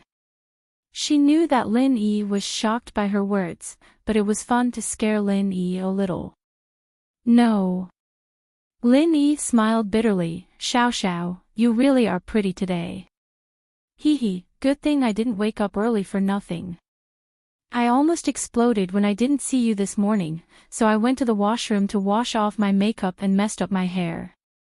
Xiao Xiao smiled. Lin Yi was getting a little restless from Xiao Xiao, but now that both Tang Yun and Tianlong had agreed to the relationship between Lin Yi and Xiao Xiao, and even the Miss and Shu weren't against it, Lin Yi couldn't resist the temptation anymore, and his hands started moving. Xiao Xiao suddenly felt Lin Yi's arms around her waist, and her face reddened. As brave as she was in a classroom, and the teacher was still teaching. She was starting to get nervous. But Lin Yi had finally taken the initiative to get close to her, and she didn't want to let go of Lin Yi's hand. Usually, Lin Yi wouldn't do something like this, and so Xiao Xiao was in a dilemma. Her body was stiff from nervousness, like a lobster that had come back to life. Lin Yi sensed that Xiao Xiao wasn't acting normally, and quickly took his hand away, blaming himself for being impulsive. Xiao Xiao was a girl, after all, and while she was a little bold, it wouldn't be good if other people saw him cuddling with her in the classroom. Xiao Xiao breathed out in relief when she felt Lin Yi's hand move away, but she was a little disappointed. Xiao Xiao's heart raced when Lin Yi touched her, and to tell the truth, she really liked this feeling. Was this the pleasure brought by intimate actions between lovers? Xiao Xiao knew that she didn't have much time left, and she didn't care if things progressed too fast or too slow. Since she'd chosen Lin Yi was her one and only boyfriend in this life, and also her last boyfriend. She was going to be 20 soon, and who knew when she'd die. She wanted to enjoy the feeling of being in a relationship, and she didn't have the time to be reserved. But she was afraid that she'd scare Lin Yi if she was too passionate. Tang Yun seemed to be a reserved person, right? At that thought, Xiao Xiao started to struggle. What a headache, she couldn't act too impatient. Xiao Xiao, I'm sorry, Lin Yi apologized bitterly, thinking that Xiao Xiao was angry when she didn't say anything. It's nothing. Xiao Xiao shook her head. We're sitting at the back, and no one can see us. You can continue if you want. Haha, we'll talk about it when there's no one around. Lin Yi controlled his desire and said. Oh. Xiao Xiao nodded, feeling a little down. But since Lin Yi said that they'd talk about it when there was no one around, that meant that Lin Yi had agreed. Lin Yi would always reject her, but now that he'd agreed, it made Xiao Xiao very happy. She whispered into Lin Yi's ear, when there's no one around, I'll let you touch my chest.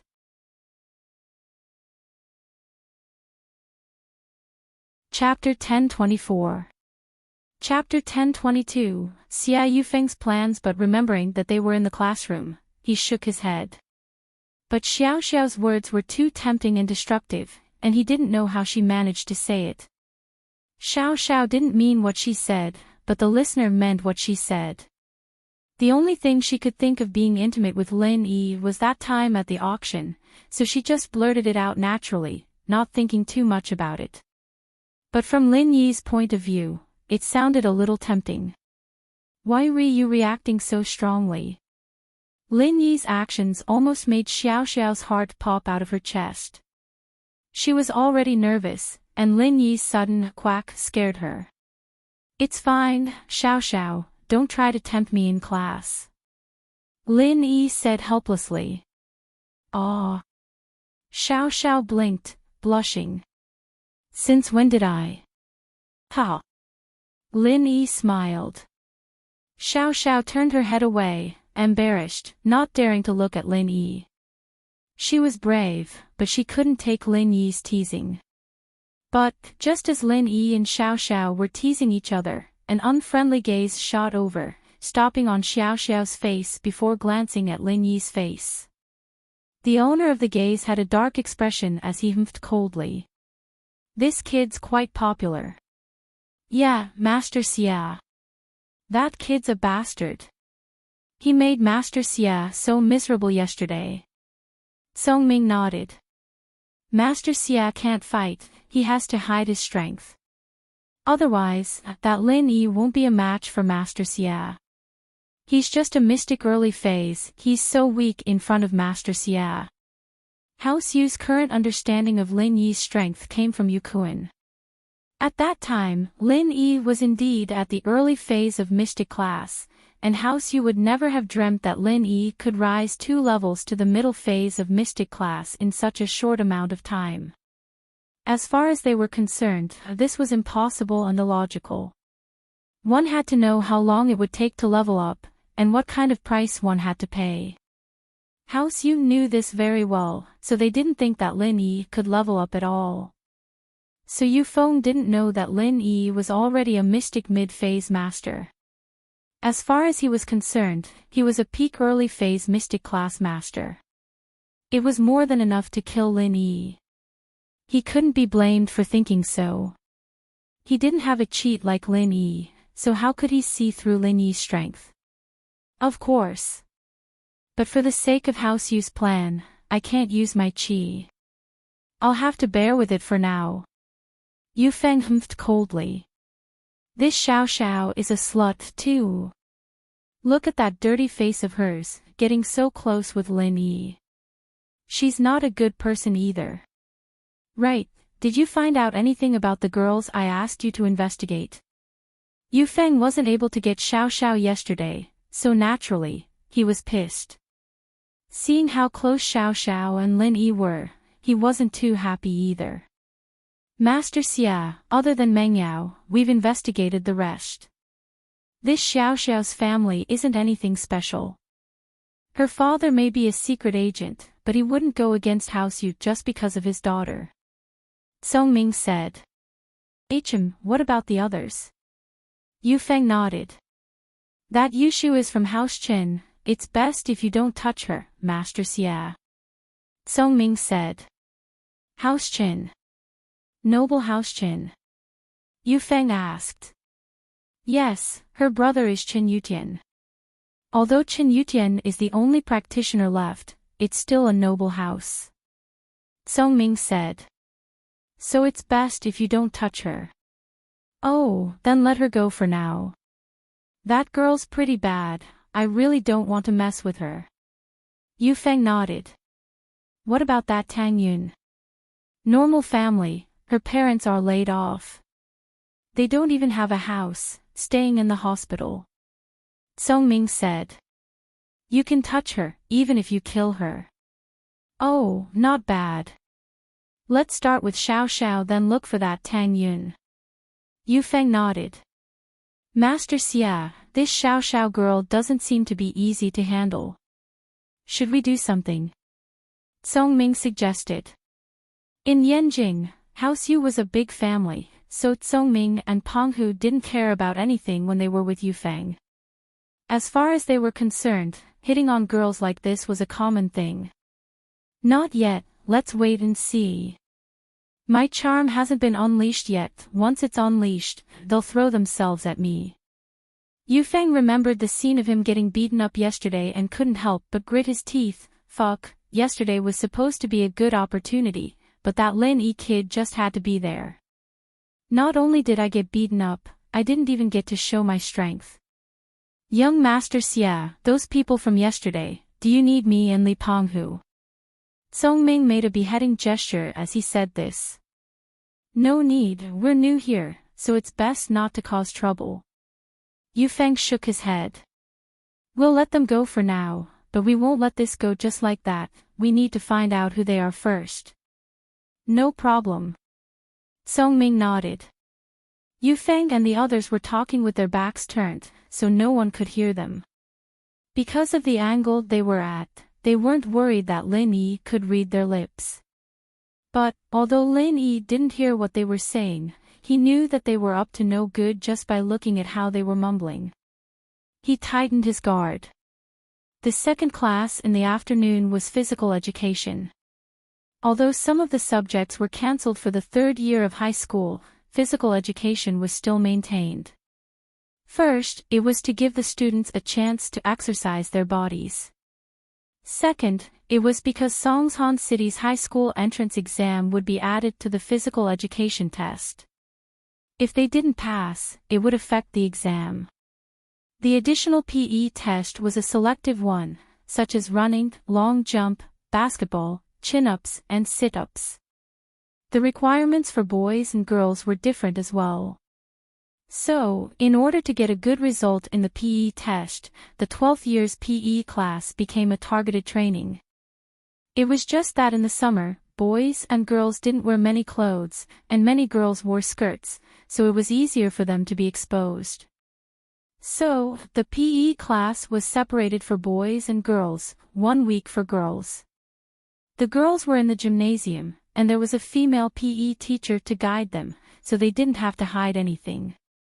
Many girls would just take off their jackets when it was hot, and they'd just wear a tank top to train. You're tuning into the LoveLore Library YouTube channel. We're so grateful for your support, and don't forget to subscribe to join us on this incredible journey through captivating stories. Your generosity through donations truly makes a world of difference, as it's the primary source of revenue that allows me to expand and enhance this channel for you. Thank you from the bottom of my heart for being a part of this adventure.